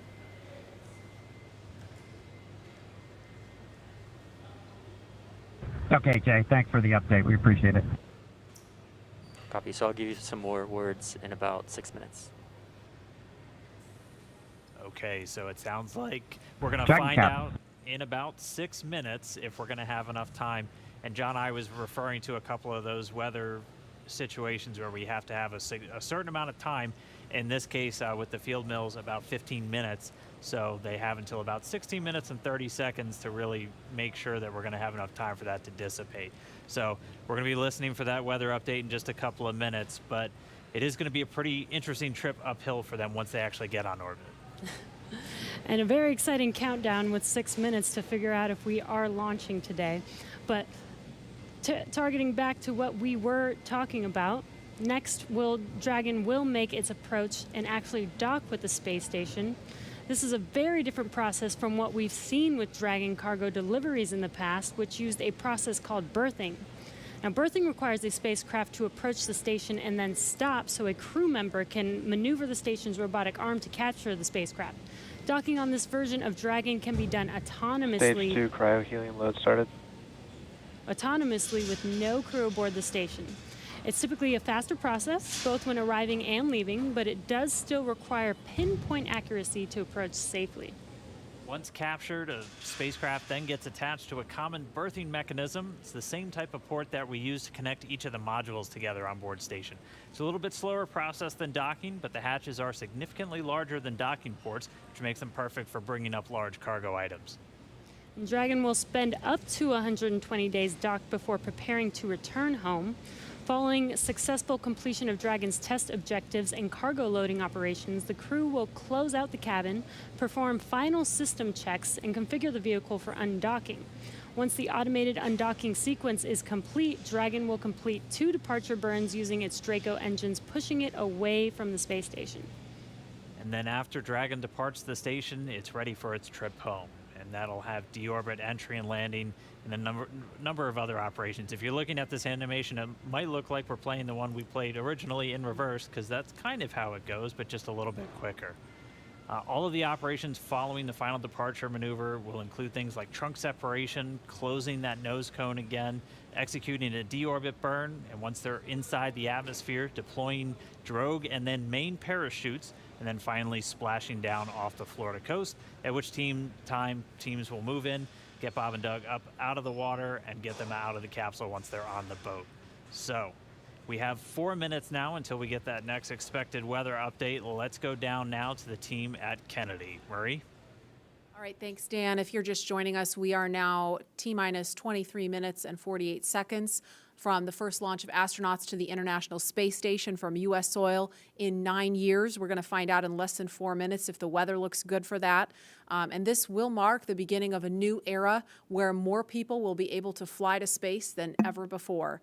In fact, we took a poll a little bit earlier to ask you if you had the opportunity to fly to space, would you go? And 86% of those of you watching answered that you would go to space. That's an incredible number. I think, realizing that you don't have to be a military astronaut or a NASA astronaut to fly in space. You can be a regular just a regular person going up to space on a SpaceX type rocket. So I think that's why the numbers are so high. Yeah, and we are really thrilled to see all the folks watching along online. I know we certainly hope that that this is a go, but we're going to hear a little bit of a weather update in less than 3 minutes now. And Leland, I know they're waiting for a weather update, and they've come, almost all the way down the count. What do you think Bob and Doug are thinking about right now? We on SES-129, we were having some weather problems, and I think we were getting close to the countdown, and then it seemed like the sky just cleared up right above our heads. We saw it, and we knew where we were going. And we always know that you can have any types of delays, fuel prop delays, all kinds of things that can happen, but we've trained over and over and over again for these types of scenarios. And so we want to be safe. We want to be safe for our families, and we'll do this another day if it doesn't work with the weather. I love that John I always says weather. It's that thing that everybody talks about, but no one can do anything about it. I know. And it is this interesting thing of just, succumbing to Mother Earth. She's going to tell us if we can go or not today. Right. Yeah. Well, if it happens, look at it this way. Bob and Doug got one really great rehearsal in, right? It's always best to practice and practice and practice, yes. So again, we're less than 2 minutes now from that weather update that is going to go directly to Bob and Doug, and we will quiet down so we can listen in for that, because I know we can't wait to find out what that is. And those of you watching that have been following along, we are eagerly awaiting to hear whether the weather is going to be a showstopper today.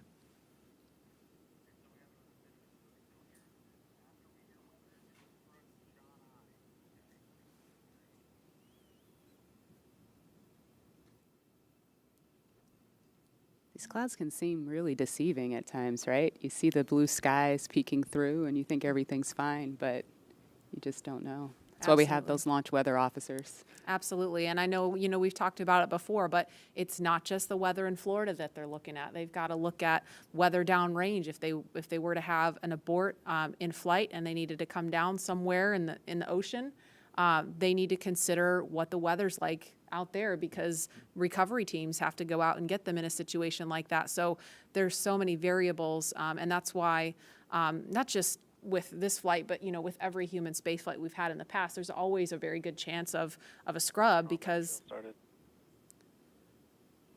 you do have so much criteria. that you have to meet.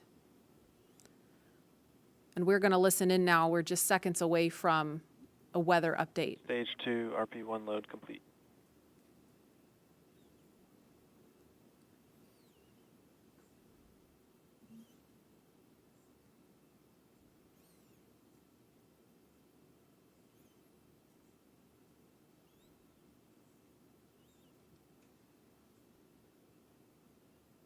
That is liquid oxygen you see venting off the rocket. That's completely normal and expected. We're standing by for a weather update. Unless you can give us another 10 minutes, I don't think we're going to get there with any of the rules today. I'm going to give you 10 minutes. I mean, another 10 minutes past T0. Oh, 1645 local, I think we'll probably be clear on all the rules, but not quite going to make it for this. Okay. We're going to check back in with you in about 2 minutes, and then I'll call it up at about T-minus 17 minutes. Okay. Yeah, there's some of them are starting to count down, but we still have one above 2,000. So if that gets below,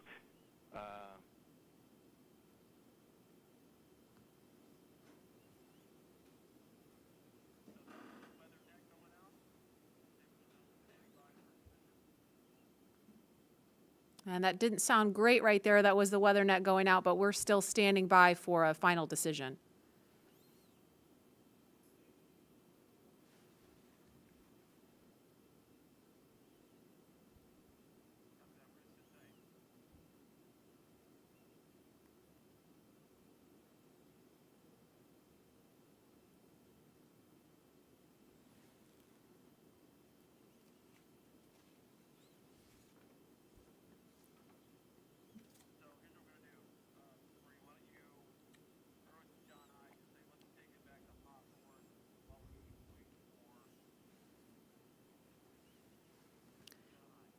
And we're going to continue to listen in for an update, but in the meantime, we're going to go over to John Insprucker at Spacex headquarters in California. John?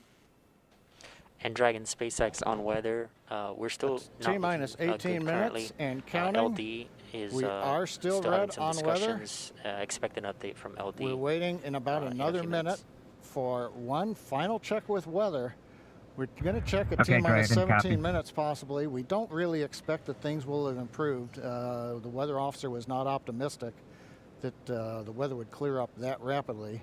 We did hear the launch director, Mike Taylor, joke that, if we could move 10 more minutes past the T0, weather conditions may improve, but Mike was not able to do that.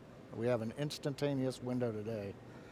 So at 17 minutes, we want to make that call because shortly after that, we will begin loading liquid oxygen onto the second stage.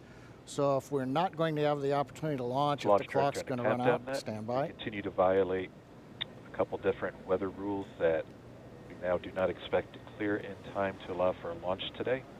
We go ahead and end today's launch attempt. Launch control. Go ahead and end the launch auto sequence and proceed into the launch abort auto sequence, please. Launch abort has started.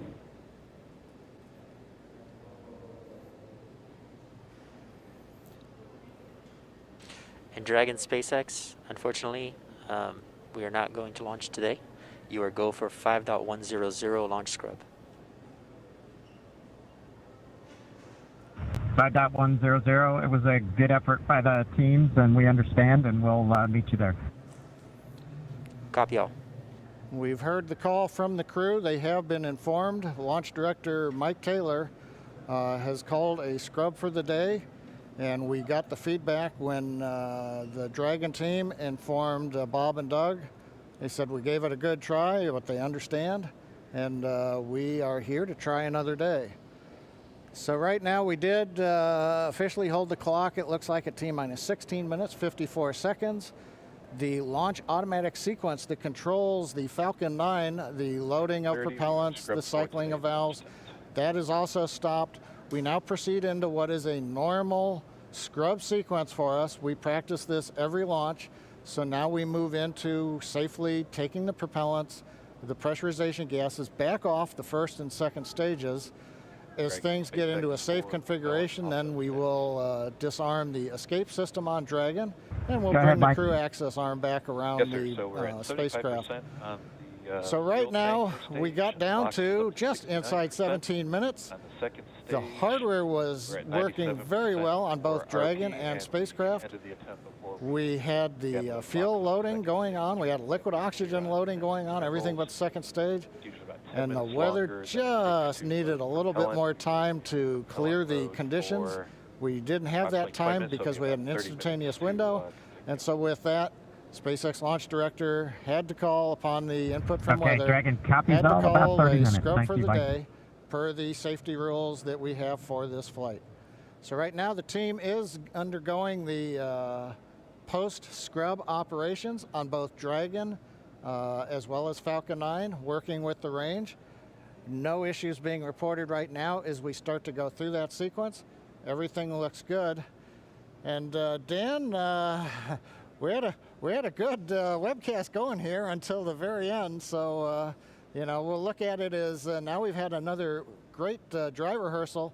Last Saturday we did a dry one, I should say, and today we've done a wet dress rehearsal. But sorry, we just couldn't get there, Dan. Yeah, thanks, John I. And obviously, we can't control the weather. We came right down to the wire there, hoping we could just squeeze in between those cloud systems to get a launch today, but it wasn't to be.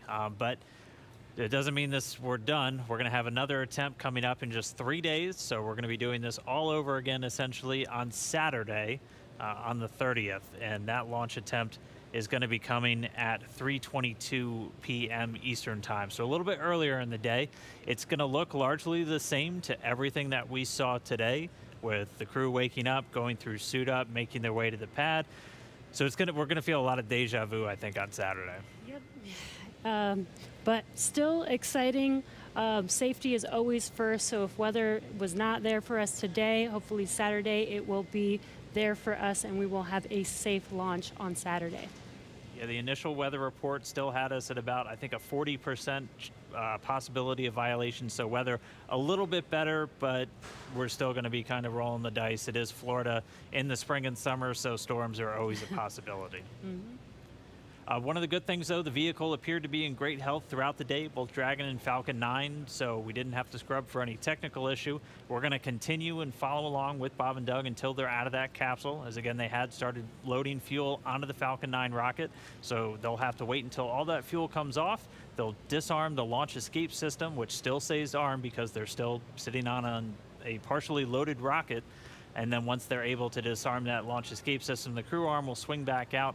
They'll make their way once again back the way they came, and then it'll be back to crew quarters for Bob and Doug for a few more days.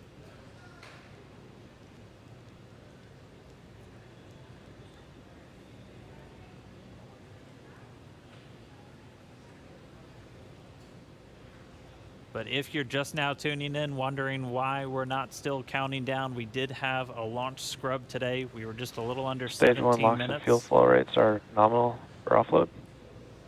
Expecting about a 40-minute offload time.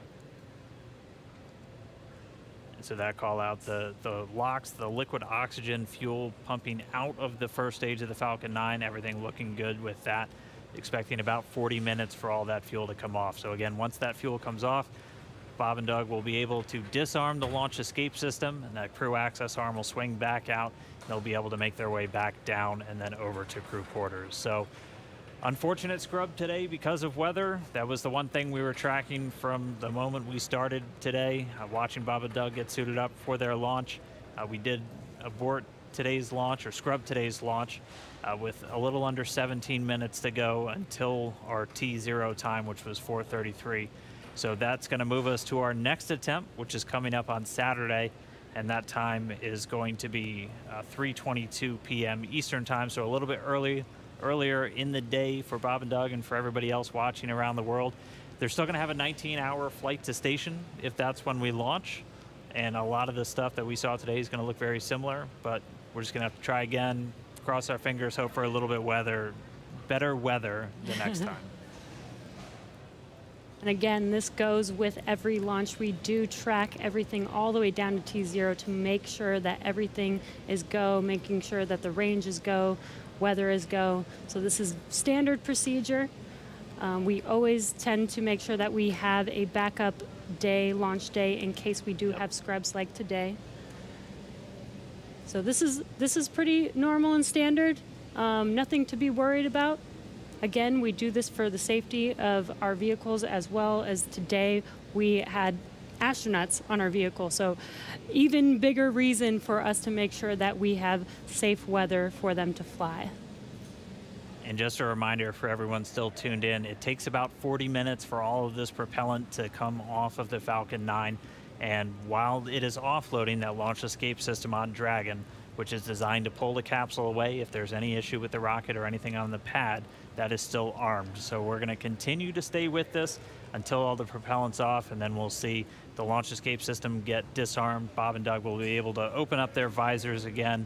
The crew access arm will swing back out and link up with Dragon, and they'll make their way off and then down the tower at the pad.